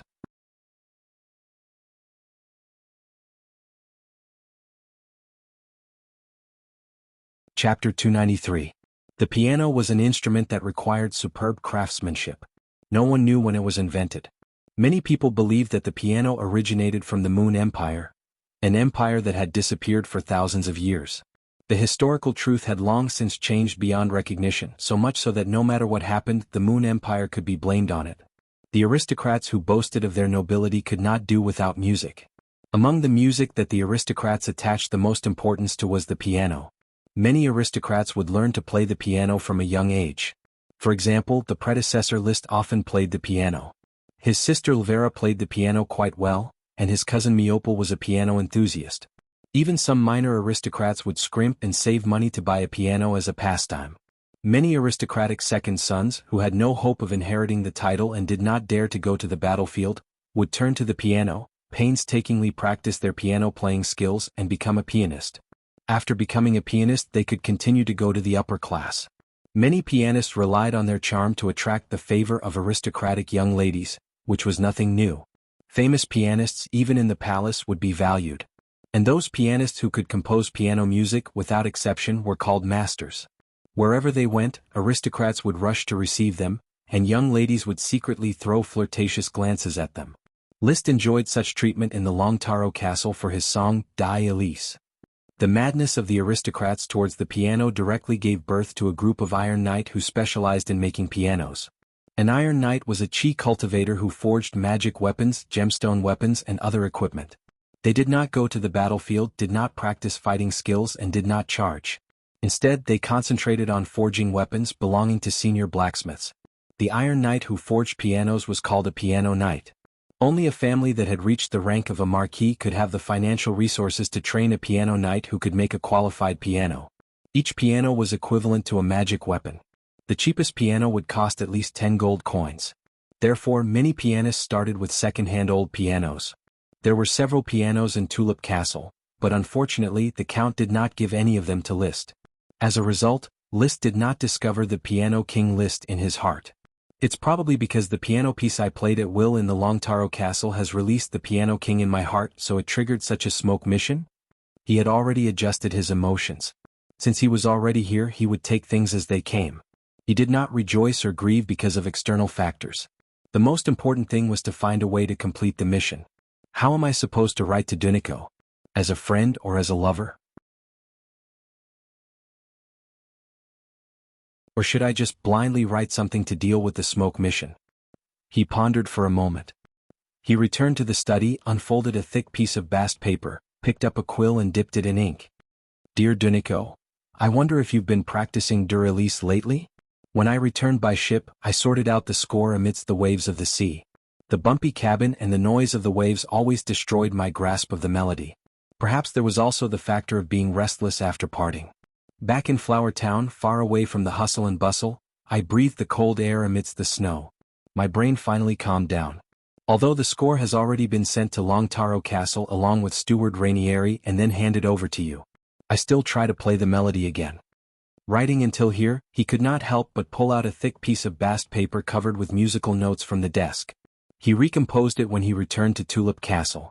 After playing it many times, he finally dug out the details of Duralise from the depths of his memory. The score he promised to send to Miopol and Dunico was written in a hurry while he was being tossed about at sea. It was not perfect. When he left Tulip Castle, he did not choose to send the more perfect Duralise. He probably felt that it was unnecessary. After all, he did not need to rely on his identity as a pianist to add to his aristocratic temperament. As a result, the score was placed on the desk and covered in dust. Looking at the strong and powerful characters on it, he seemed to recall the wild night of that wild and hardy night. Compared with the beauty of the siren Aichi, Dunico is much inferior, but her charm is something that the innocent and pure Aichi does not have. One makes you feel that blasphemy is a crime, the other makes you just want to commit a crime. Dang dang dang. There was a knock on the door.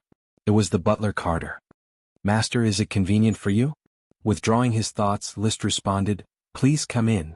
Carter came in with a cup of milk tea. This is the milk tea that Mrs. Morrison has just brewed, with a little bit of the best honey. If you like it, I will tell Mrs. Morrison to continue brewing it like this. Let me taste it first. Liszt picked up the cup and tasted it. Compared with the previous fresh milk, the milk tea with honey was undoubtedly better. The best honey was scraped from the poisonous beehive destroyed on Black Horse Island. It was 20 kilograms, non-toxic and very mellow and sweet. It was filled with several large cups and labeled Masters Only. There were also the pupae. After Mrs. Abbey added oil and salt seasonings, most of them were destroyed by Liszt. A small half was eaten and most of them were put into the gem space. When he had time, he would take out a few pupae and chew them. At this moment, the milk tea entered his stomach. The delicious stimulated his taste buds, and Liszt could not help but drink the rest in one breath. It's delicious and the sweetness is just right. Mr. Carter, help me tell Mrs. Morrison to use the same amount as today's cup. Yes, master. Carter left with the cup. Liszt continued to bury his head at his desk, writing letters, his quill pen never stopping. Now that I have completed the details of To Alice, I think it should appear on the piano stand of Miss Dunico, who knows the most about music, accompanied by your slender fingers turning into beautiful notes. I think I have heard your moving piano sound, lingering in my ears as white as the moonlight. Greetings. Yours sincerely, Liszt. Putting down the quill pen, he picked up the thick bast paper and shook it so that the ink on it solidified faster. He then checked it twice and felt that the wording was okay. There was neither deliberate unfamiliarity nor cheeky enthusiasm. He just explained the reason for writing but did not say goodbye. Men can do anything when they are impulsive. But when reason existed, he knew how to make a choice. He couldn't abandon Flower Town's matters and run all the way to Red Crab Island just to find Dunico and fire a shot at her. If it weren't for the absurd content of the smoke mission, he might never contact Dunico again. Passion is not love. As a noble, you have to be able to let go. I don't know what Dunico will think when she receives the letter. Liszt folded the thick bast paper in half, took out an envelope and stuffed it in. On the envelope he wrote to Dunico Hyacinth, and sender, Liszt Tulip. Then he lit the candle with a match, took out a round spoon from the square box on the table, scooped a few small cloves of rosin, and baked them on the candle flame. When the rosin softened into a liquid, he poured it on the envelope seal and smeared it evenly. Just as it was about to solidify, he took out his personal seal, a long square seal engraved with the name Lise in half serpentines. He pressed hard on the rosin, leaving an exclusive mark. After doing all this, he called for the retainer knight Philip. Send it to Tulip Castle tomorrow morning and give it to Sir Levis. Have him mail it for me.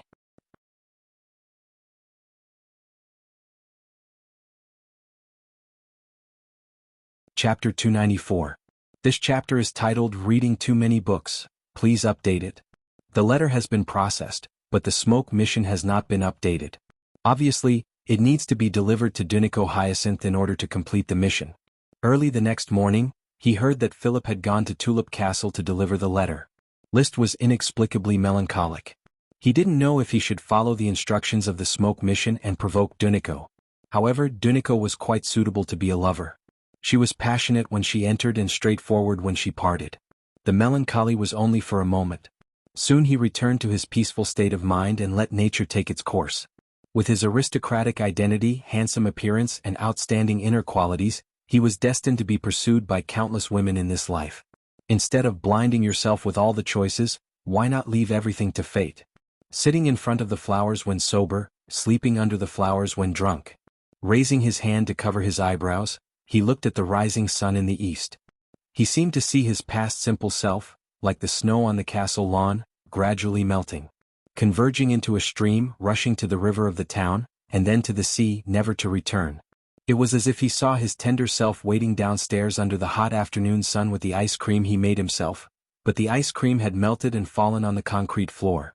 In the end, no one came downstairs. These writing lives, read as Luther experiences, probably represent growth. Today the sun was shining. Winter had not yet passed, but spring was already restless. First, Liszt trained Trembling Woods for a while, letting it continuously release rock grenades to the point where it could hit wherever it was pointed. Then he went to train the 8 little ones. Storm, flame, rock, waves, thunder, light, ice, shadow, the 8 little blizzard beasts with majestic names did not receive his warm treatment because of their cute appearance.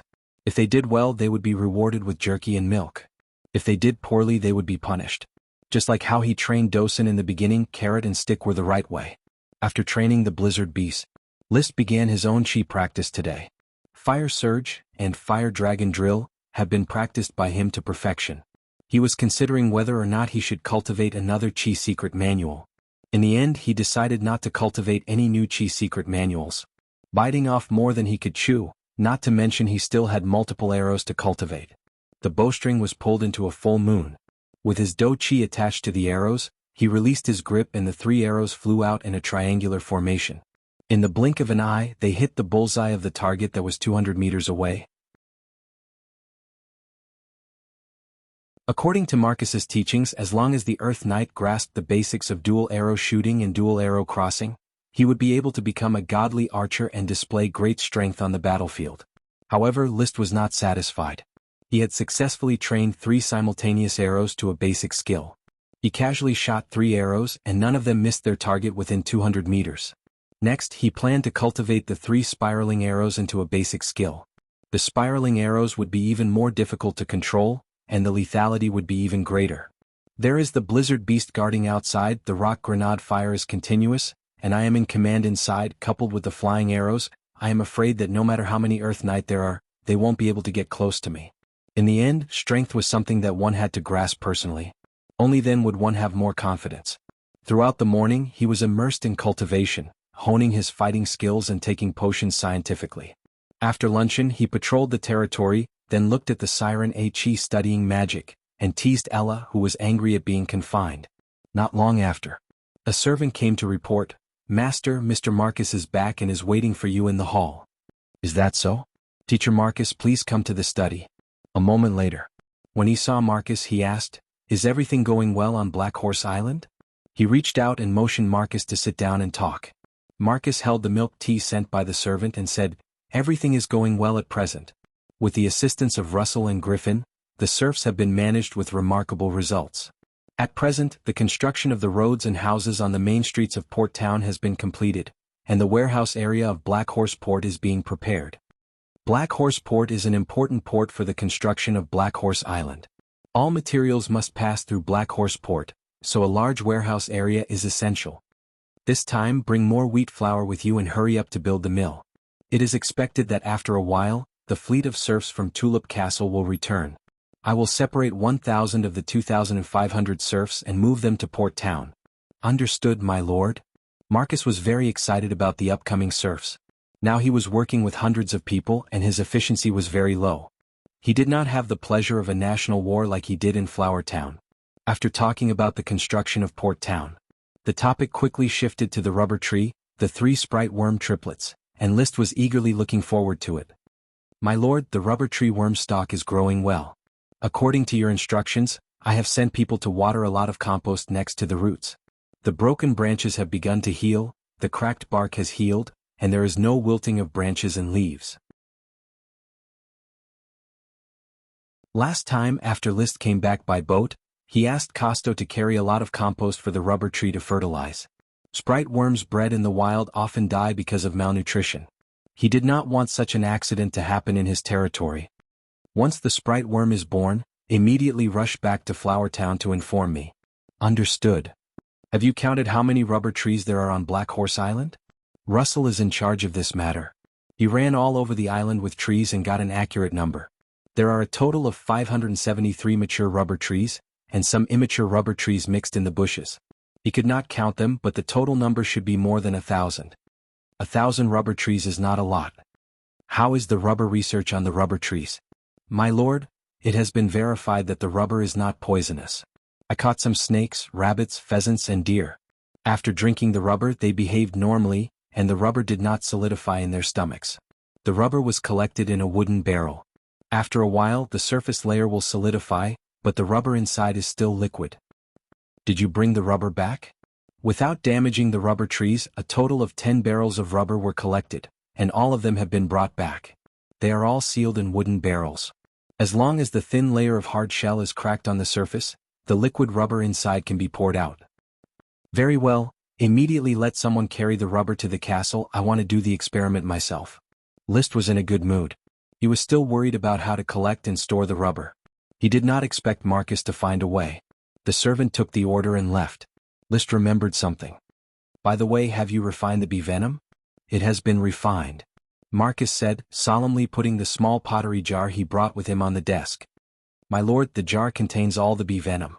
After my tests, the bee venom is very toxic, far more than 10 times more toxic than the fast-growing poisonous thorns. 1 drop can kill a deer. The deer is not a large animal, but it is not a small animal either. A drop of bee venom can kill a deer, indicating that it can at least hurt humans. It can be seen that the toxicity is really fierce. No wonder the 16 serfs were stung to death just because they were lazy. It can be called highly toxic.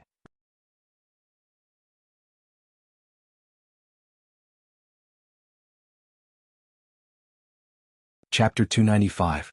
The siren A-Chi lay on a rocking chair padded with animal skin cushions and gently swayed her body.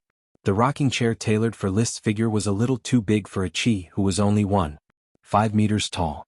Instead of staying in the shell, she dragged a long ribbon of seawater and lay down on the rocking chair. Without her feet, she couldn't leave the range of the shell. Fortunately, she could control the seawater and stretch it into a ribbon, otherwise she wouldn't even be able to get out of the shell. It was a very strange visual experience. Without feet, the area below her bare feet gradually turned into seawater. List has never been able to figure out what kind of feeling this is. He sat next to A-Chi and finally couldn't help asking, A-Chi, do you feel anything below your ankle? Yes, brother, this seawater is a part of A-Chi's body. Although the feeling is not as clear as A-Chi's flesh and blood part, I still feel it. Really, can I study it? List smiled gently. I'm really too curious. A-Chi lowered her head shyly, and then secretly glanced up at List. Well, brother, if you like it, A-Chi will study it for you. Humans should not have seen a real siren. Got permission. Of course, List would not be polite anymore. He immediately squatted down and touched A-Chi's ankle. The skin was delicate, smooth, and elastic, as if he was holding a mass of flesh and blood made of water. The tip of his nose seemed to smell a faint fragrance, which was A-Chi's body fragrance. The delicate touch made List's mind shake, but he quickly recovered and began to concentrate on his research. The area where the ankle and the seawater gradually changed felt a bit like gelatin. After casting magic eyes, he could see that the magic in this area was very active, far more than the magic in A-Chi's body. A-Chi, what would happen if your ankle was cut off from the water belt? He asked. A-Chi thought about it seriously and replied, A-Chi should be very uncomfortable and injured, because A-Chi is not yet an adult and can't leave the shell. Well, List gave up this idea. How would you feel if I touched the sea with my hands? I can feel my brother's hand. It's the same feeling as Ella and the bug baby swimming in the sea. Well, how to say it, the sea is a part of A-Chi, but it can't be regarded as A-Chi's body. It's probably like what Big Brother said, the relationship between elves and worm stalks. Even so, List still didn't know what kind of feeling it was. Harming the worm stalk would injure the sprite, and in serious cases, it could even threaten the sprite's life. However, most of the sprites would be able to survive even if the worm stalk were to die. They would be able to grow a new seed and grow into a new worm stalk. Even though their vitality would be greatly damaged, at least they would still be alive.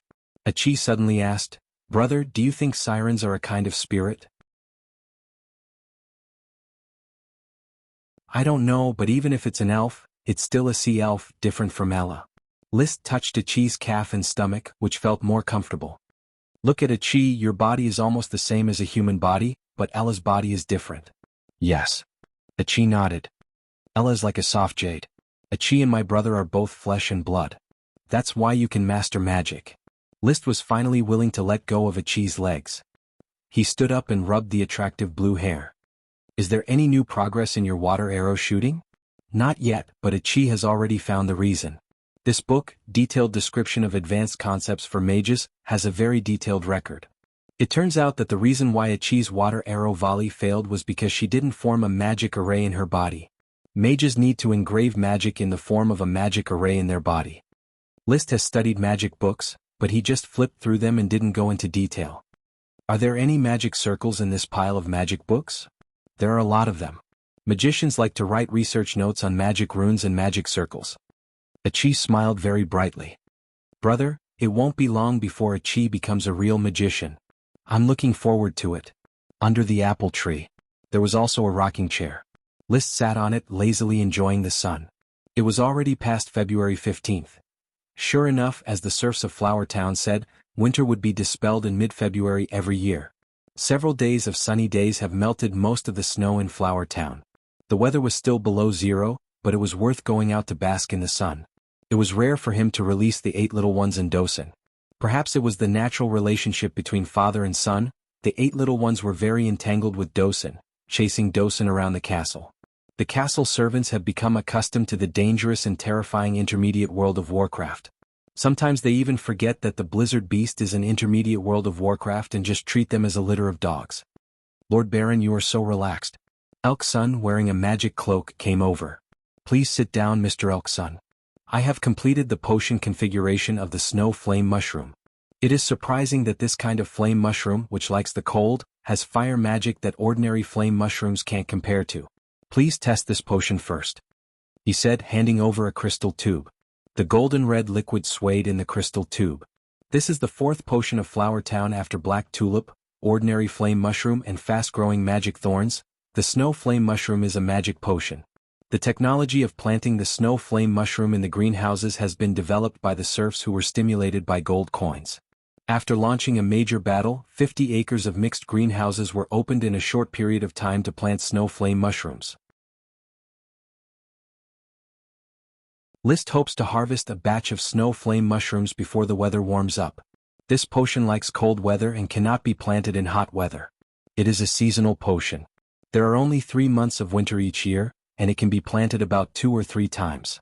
However, its strong fire magic and its habit of growing in winter can make up for the production of potions in winter. After all, the growth of all kinds of potions will be delayed or even stagnant in winter. Drinking the potion in the crystal tube, List suddenly felt the flames rising in his stomach, several times stronger than the ordinary flame mushroom magic potion, and he almost cried out. The fire magic rolled in his body, crazily stimulating his cells to expand and absorb the violent magic. If there was a thermometer, List felt that his current body temperature was at least 60 degrees. This burst of magic power disappeared as quickly as it came. 2 minutes later, everything returned to normal. Calming himself down, he felt that the combat energy in his body had increased by a large margin. The effect was really violent. "It's great, Elk-Sun. How many potions can you make?" "Unfortunately, the production of snow flame mushrooms is too small. Now it seems that I can make 3 more ice flame potions." Ice flame potion is the abbreviation of snow flame mushroom magic potion. Hearing Elk-Sun's words, List was a little disappointed. It was a good thing, but there was too little of it. He felt that he should store the ice flame potion. When the effects of the flame and thorns potions weaken, he can use the ice flame potion to stimulate it.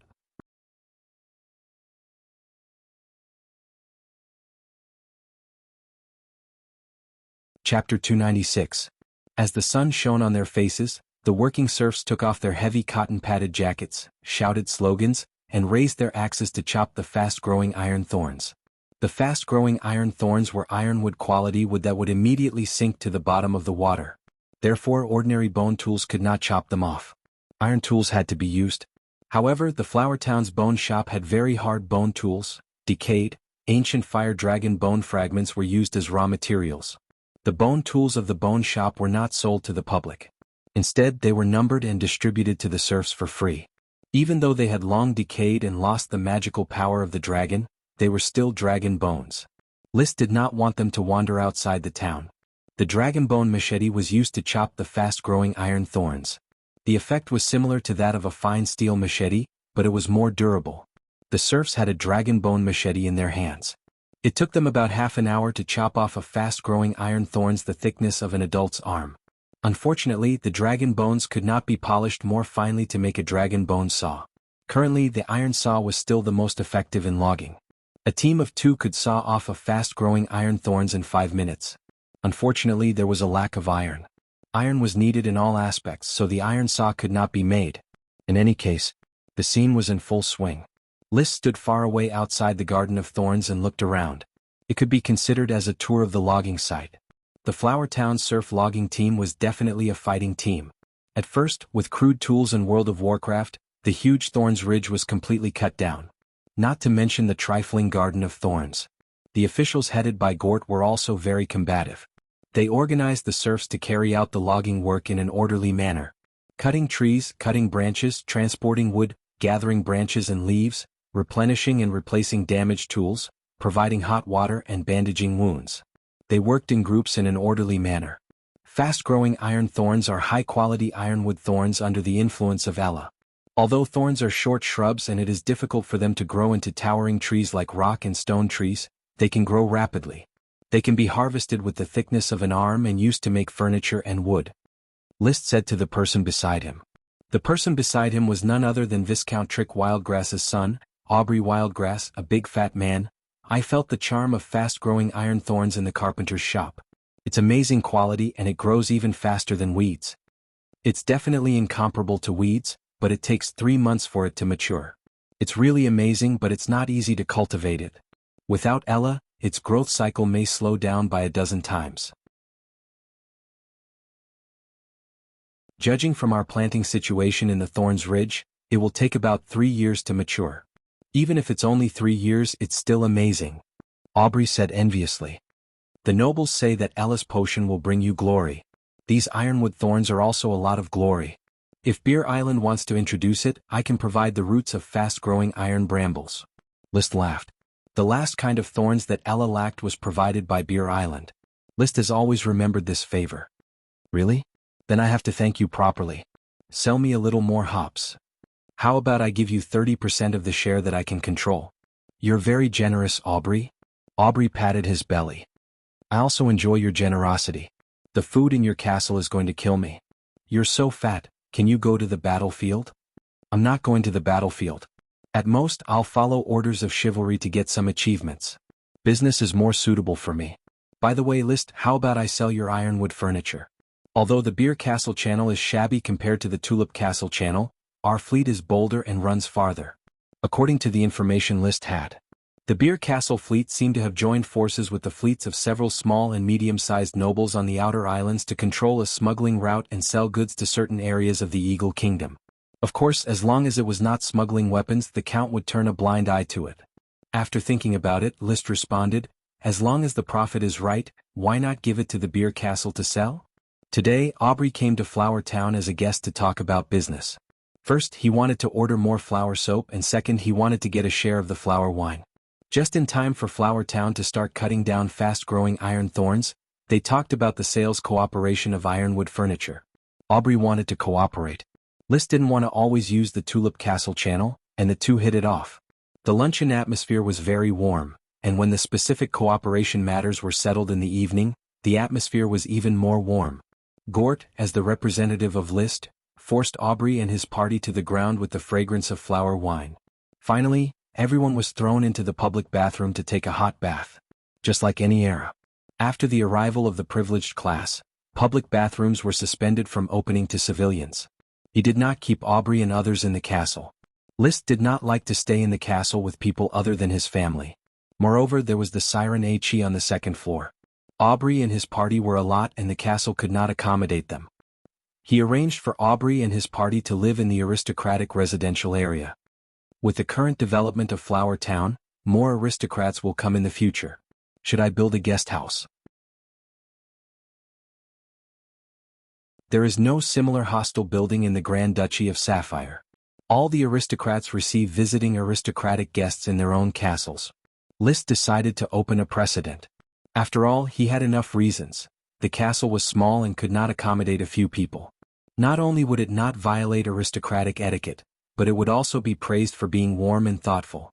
However, with the development of the territory, after he became a great aristocrat, he would no longer be able to use the guest house to receive guests. Otherwise, the guests would think that he was not valued and laugh at the poverty of the castle. He rubbed his forehead. Drink 2 more glasses of wine with Aubrey. Liszt was a little tipsy, he was not very sleepy, and he was not in the mood to write history. He had not touched the historical masterpiece Dragons Fighting in the Wild, that he had vowed to compile for a whole week. He would rather bask in the sun than write when he had time. He rummaged in the corner of the study and found a wooden stick carved with a beautiful pattern. Is this my sidechak? Sidechak, like frac abier, is a standard of aristocracy. It is a decorative tool that reflects aristocratic demeanor and identity. In the hands of the king, it is called a scepter. In the hands of the aristocracy, it is called a civilizing stick. The civilizing stick can be carved with patterns, inlaid with gems, made of wood or made of metal. Liszt's sidechak is a wooden civilizing stick with tulip patterns carved on it. It was given by the count at his enfeoffment ceremony. However, since coming to Flower Town, he has not picked it up, let alone attended aristocratic gatherings with it. Young aristocrats are rarely willing to walk with a civilizing stick. I have several thorn crutches for dog training. Should I ask a carpenter to carve a high-quality fast-growing iron thorn civilizing stick for me? Liszt touched his chin and had a sudden whim. The civilizing stick in his hand is made of more than 100 years old rock wood. It is of good quality, but Flower Town now has fast-growing iron thorns. Using a rock civilizing stick is not in line with his identity. Immediately, he ordered someone to call the person in charge of the carpentry shop. Carve a civilizing stick for me, take this civilizing stick as a sample, and engrave the name Ella on it.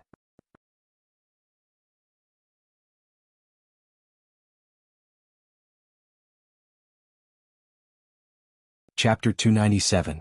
After Aubrey and his party left, the town regained its tranquility. Flower soap, flower wine, gourmet food, and ironwood, there are more and more specialties in Flower Town.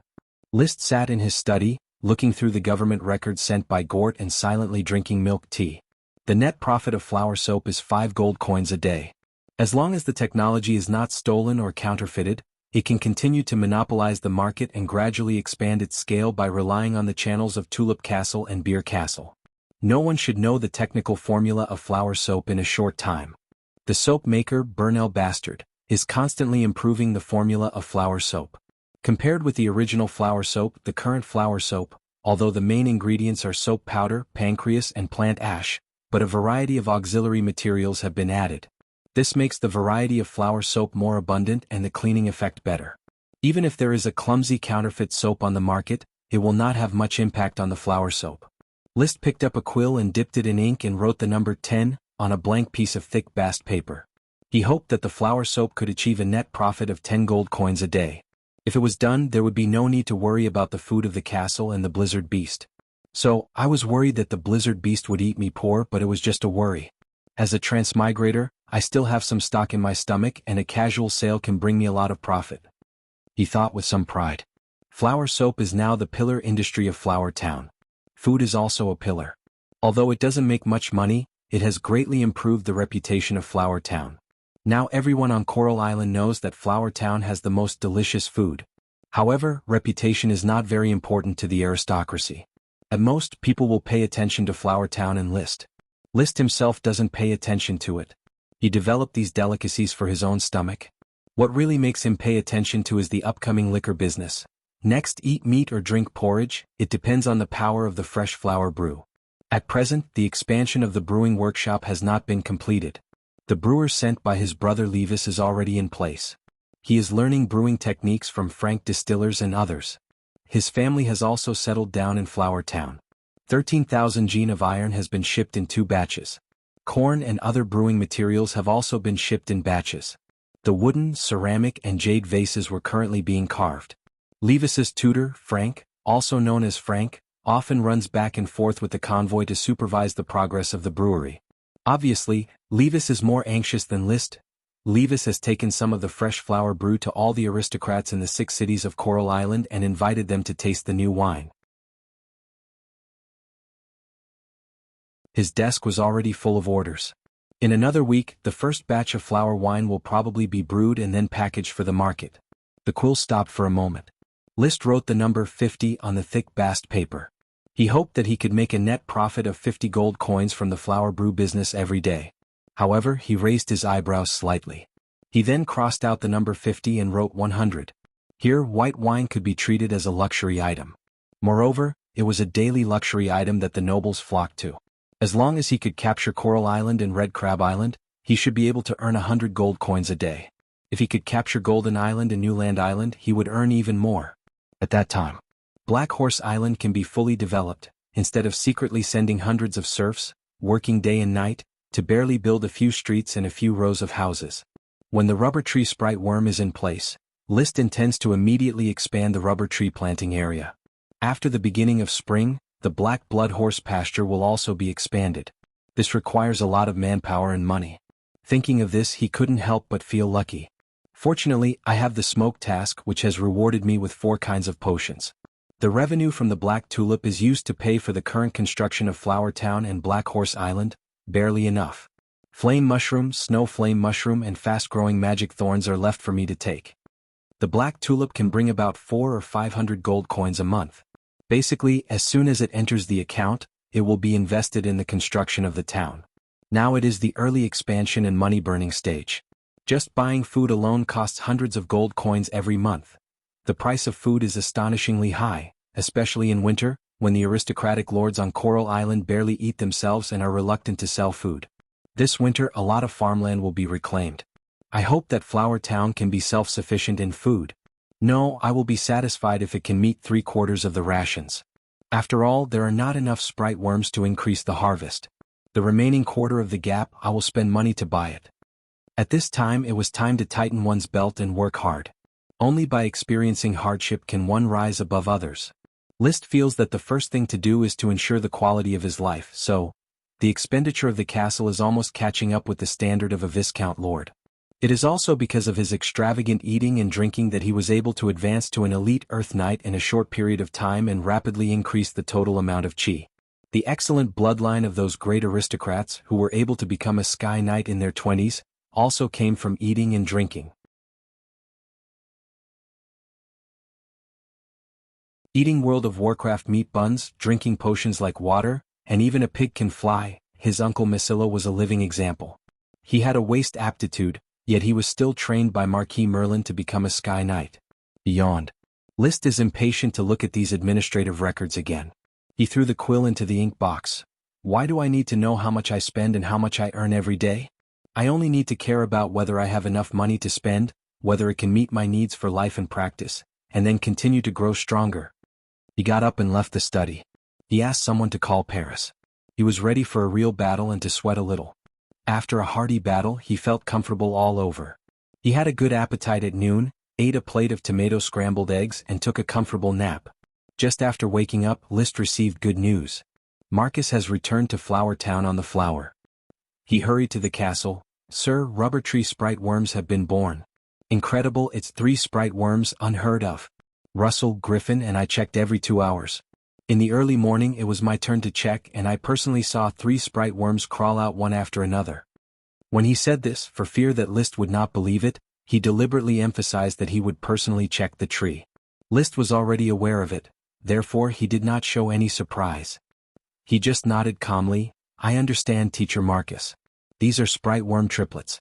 They are admittedly mystical, but they are not impossible. When the flower is unloaded and loaded, we will set off immediately. He was surprised by the Lord's reaction. Marcus also suppressed his excitement and regained his composure. Yes, sir. Originally, the flower could not sail at night, and sailing at night was very dangerous. However, because of the sprite worm's impatience, Liszt urged Costo to set off in the afternoon when the flower was full of cargo. Breaking through the sea, the waves splashed. Facing the sunset, they sailed at full speed.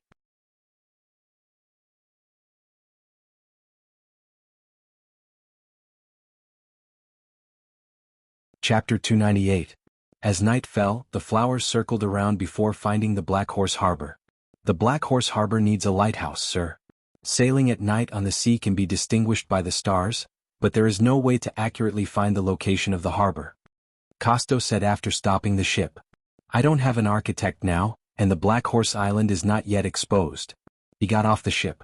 Without any nonsense, riding Dosen, List went directly to the location of the rubber tree sprite. The crystal lamp illuminated the road, and he easily followed the bushes that had already formed a path to his destination. He cast Magic Eye. He saw the position of the 3 sprite worms, motionless on a branch. Without any nonsense, he began to climb the tree directly. For the elite Earth Knight, climbing the tree was a piece of cake, and he easily arrived at the branch where the sprite worms were resting. Under the light, 3 fat, milky white rubber tree sprite worms were lined up, not knowing if they were sleeping or not. They were almost pure white, even their eyes were white, and it was impossible to distinguish which side was the head and which side was the tail. Their fingers were long and as thick as a thumb. They looked like silkworms but more beautiful and exquisite, as if they were living creatures carved out of jade. Even if List could see the sprite worms in the castle every day, he would still be amazed at their beauty and wonder. Little guys don't sleep. Have some jade powder for a midnight snack, he said softly, and the next step was the basic operation.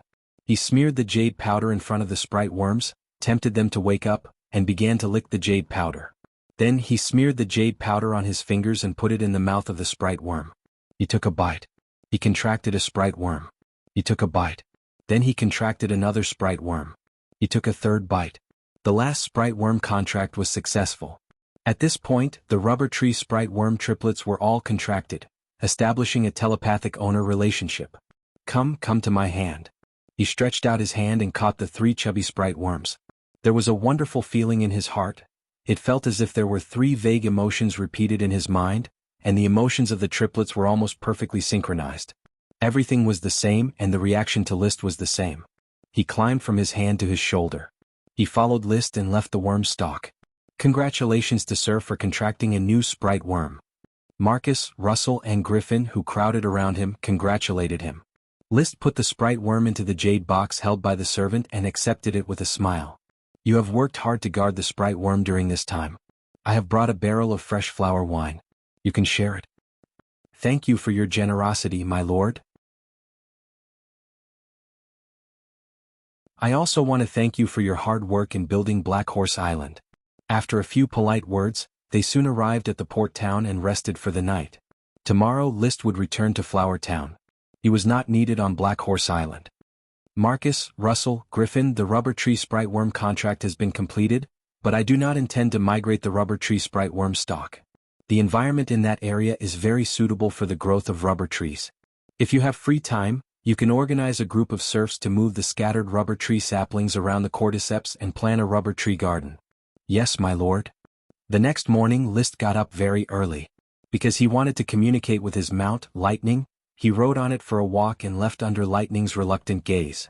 Sitting in the bow, looking at the sea, he thought it would be another boring voyage, but the white clouds floating in the sky inexplicably moved his heart, as if there were countless sparks of inspiration bursting out. It was a familiar melody, quietly floating in his heart and lingering in his ears. Without hesitation he quickly took out thick bast paper and ink, picked up a quill, patted it on Dosen's body and began to record these melodies. A moment later, the melody gently dissipated in his ears, and dense notes were recorded on the thick bast paper. It's City of the Sky. He shook the thick bast paper and the light in his mind had gone out, but his heart still echoed with the excitement of recording the notes. The melody that emerged in his ears was the familiar City of the Sky, comparable to Alice, or it should be called With You. This is the classic work of music master Hiroshi Hisaishi, the theme song of Hayao Miyazaki's classic animated film, City of the Sky. Even the popularity of this song had surpassed that of the film. He solemnly put away the music score that he had hurriedly recorded and summoned the smoke mission. The serpentines impressively changed. Mission completed. Reward, the melody of With You. This indicated that Duniko Hyacinth had received the letter he had sent. At the same time, the smoke mission conveniently unearthed the melody in his memory. The power of fate is really magical, even memories can emerge. I wonder when I will be rewarded with memories related to cement? I should have seen and studied how to make cement, but unfortunately, I only vaguely remember the principle. Limestone and clay are mixed and ground, and then calcined in a kiln. He had not yet figured out what limestone looked like, nor had he found clay. He was temporarily powerless to develop cement.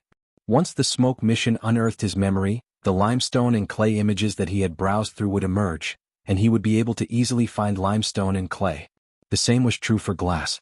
His thoughts just flashed by. The smoke serpentines had quickly changed. Mission: the fast-growing iron thorns have matured, and the carpenters of the carpenter's shop have also accepted the impact of new inventions. It is time to promote the arrival of the ironwood era in Flower Town. Please build a carpentry workshop and produce new furniture. Reward: 3 wild tea trees. He saw the reward. It turned out to be a wild tea tree. There was tea in this world, but it was coffee and milk tea. There was no such thing as tea. He had never drunk China tea. Even in the Knight's novel, he did not find any information about tea. He once thought that there was no such plant as tea tree here. He did not expect that he would be rewarded with a wild tea tree. It must be in a corner of Black Horse Island. Tea is a good thing. Drinking tea can be used for health care, especially to relieve greasy oil, digestion, and diuresis. If I remember correctly, in ancient China, tea was a strategic material like salt and iron, especially when trading with nomadic people in the north. Nomadic people mainly ate meat. Greasy food was not easy to digest and needed tea to digest. That's why there was the tea horse exchange, where strategic materials and horses were exchanged for tea. Even the independence of the United States could be said to have been caused by tea. The Boston tea pouring incident in opposition to the tea tax law was the direct trigger of the War of Independence. The importance of tea was evident. List's situation was similar. He ate too much meat, especially World of Warcraft meat, which was more greasy and difficult to digest than ordinary meat. With the help of tea, he could better absorb the nutrients of World of Warcraft meat. This applied to most nobles. It is conceivable that tea will become another of my specialties.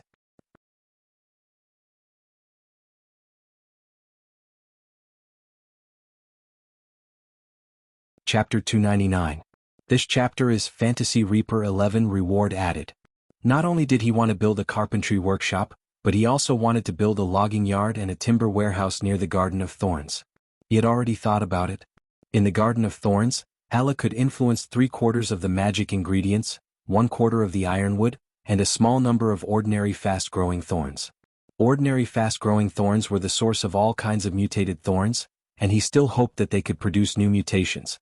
In the Thorns Ridge on the periphery of the Garden of Thorns, except for areas that could be reclaimed as farmland, the rest was planted with ironwood.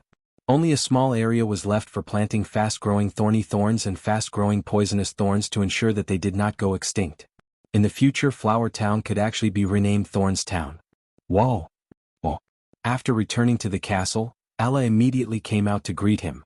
When List took the rubber tree sprite worm triplets out of the jade box, it immediately rushed forward, grabbed one, and continued to shout, "Whoa! Whoa!" Allah, put it in the box in the worm room, don't break it. List hurriedly shouted.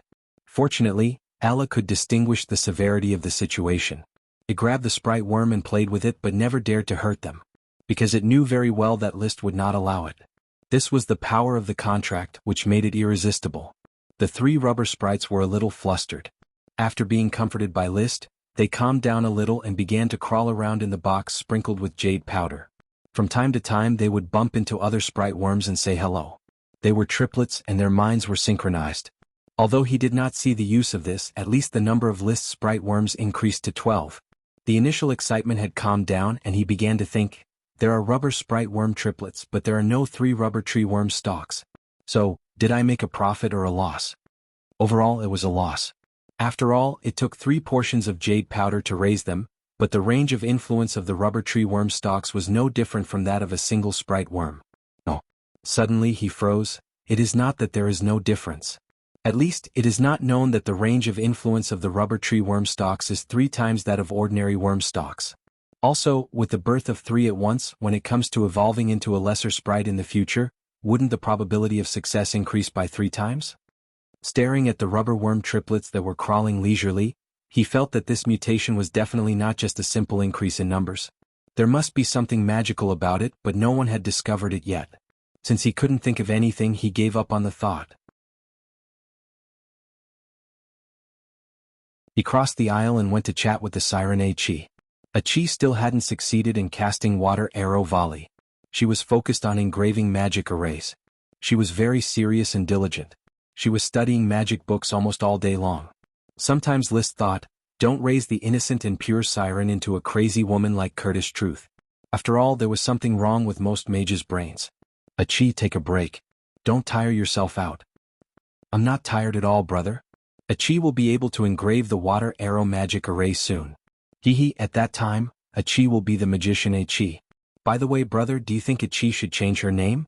All magicians seem to have the surname Truth. Achi thought seriously. List couldn't help but smile. Achi Lloyd's Truth? Sounds very imposing.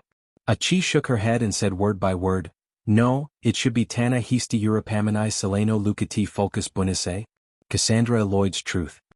Hearing this long list of names, List couldn't help but twitch the corner of his mouth. Why did a little siren who was born in the sea and had never even seen her clansmen have to give herself such a long list of names? Before he recovered from the shock of the names, Achi giggled. I'll listen to my brother. Call me Achi Lloyd's Truth. It turned out that she was just joking. He ruffled her hair hard. List sighed in his heart. The shivering little siren had learned to make jokes. Time is really a butcher's knife. He should protect her and not let the dirty society affect Achi's purity. The construction of the carpentry workshop progressed rapidly. There were 5 carpenters in Border Town, and they also brought a group of apprentice carpenters. Under their guidance, hundreds of serfs worked hard for a few days and built the carpentry workshop near the Garden of Thorns.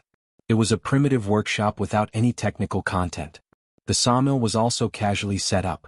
A few shacks were built, and the fast-growing iron thorns were sawed into sections and cut into sheets.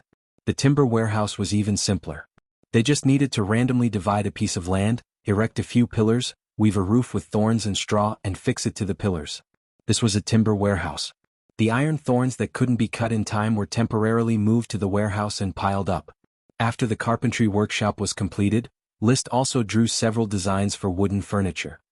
This is the drawing of the drawers. Look carefully. When making cabinets and tables, remember to add the drawers. You have to fully use your imagination on the design. This is an antique shelf. It's very different from a bookshelf. A bookshelf is used to store books, while an antique shelf is used to store valuables. The lattice can be big or small. Like the rocking chair, the drawers and antique shelf were the other 2 new types of furniture that List had chosen. He was preparing to introduce them to the aristocracy. In fact, he could also consider a baby cradle, but poor babies couldn't afford an ironwood cradle. Aristocratic babies had servants to take care of them and didn't need a special cradle, so it was meaningless to invent it. When all the carpenters had gotten the drawings, List took out a new practical living product that he had recently thought of. It's called a clothes rack. As the name implies, it's used to dry clothes. As an aristocrat, there was no need to wash or dry clothes. It was all done by the servants. But when he admired little Lily, the maid with the best figure in the castle, drying the clothes, he found that the clothes were hung directly on a line to dry. When collecting clothes, especially formal dresses like the frac à briller, they were also hung on a wooden frame, which was easy to leave creases at the waist. In other words, there were no clothes racks. Modern clothes racks were generally made of iron wire. As the Grand Duchy of Sapphire lacked iron, it was impossible to use iron clothes racks. Polished wooden clothes racks with rounded support would not break the shape of the clothes shoulders. It was the most suitable choice for drying formal dresses, and it was also very convenient to obtain materials. Clothes racks, rocking chair, drawers, antique shelf. The carpentry workshop would introduce them one after another. But although these were all new types of furniture that were bound to cause a revolution in home furnishings, List didn't expect them to bring much profit. After all, the carpenters of foreign aristocrats would probably know how to imitate them with a few glances. To occupy the market, he had to rely on the quality of thorny ironwood. The quality of ironwood coupled with its low price, such a household item was definitely the favorite product of small and medium-sized aristocrats. At that time, the carpentry workshop could not only produce household items, but also provide ironwood quality spear shafts and arrow shafts for Tulip Castle. The Flower Town's ironwood era would soon arrive. You're tuning in to the Han Lee's Wuxia Adventures YouTube channel. We're so grateful for your support, and don't forget to subscribe to join us on this incredible journey through captivating stories. Your generosity through donations truly makes a world of difference, as it's the primary source of revenue that allows me to expand and enhance this channel for you. Thank you from the bottom of my heart for being a part of this adventure.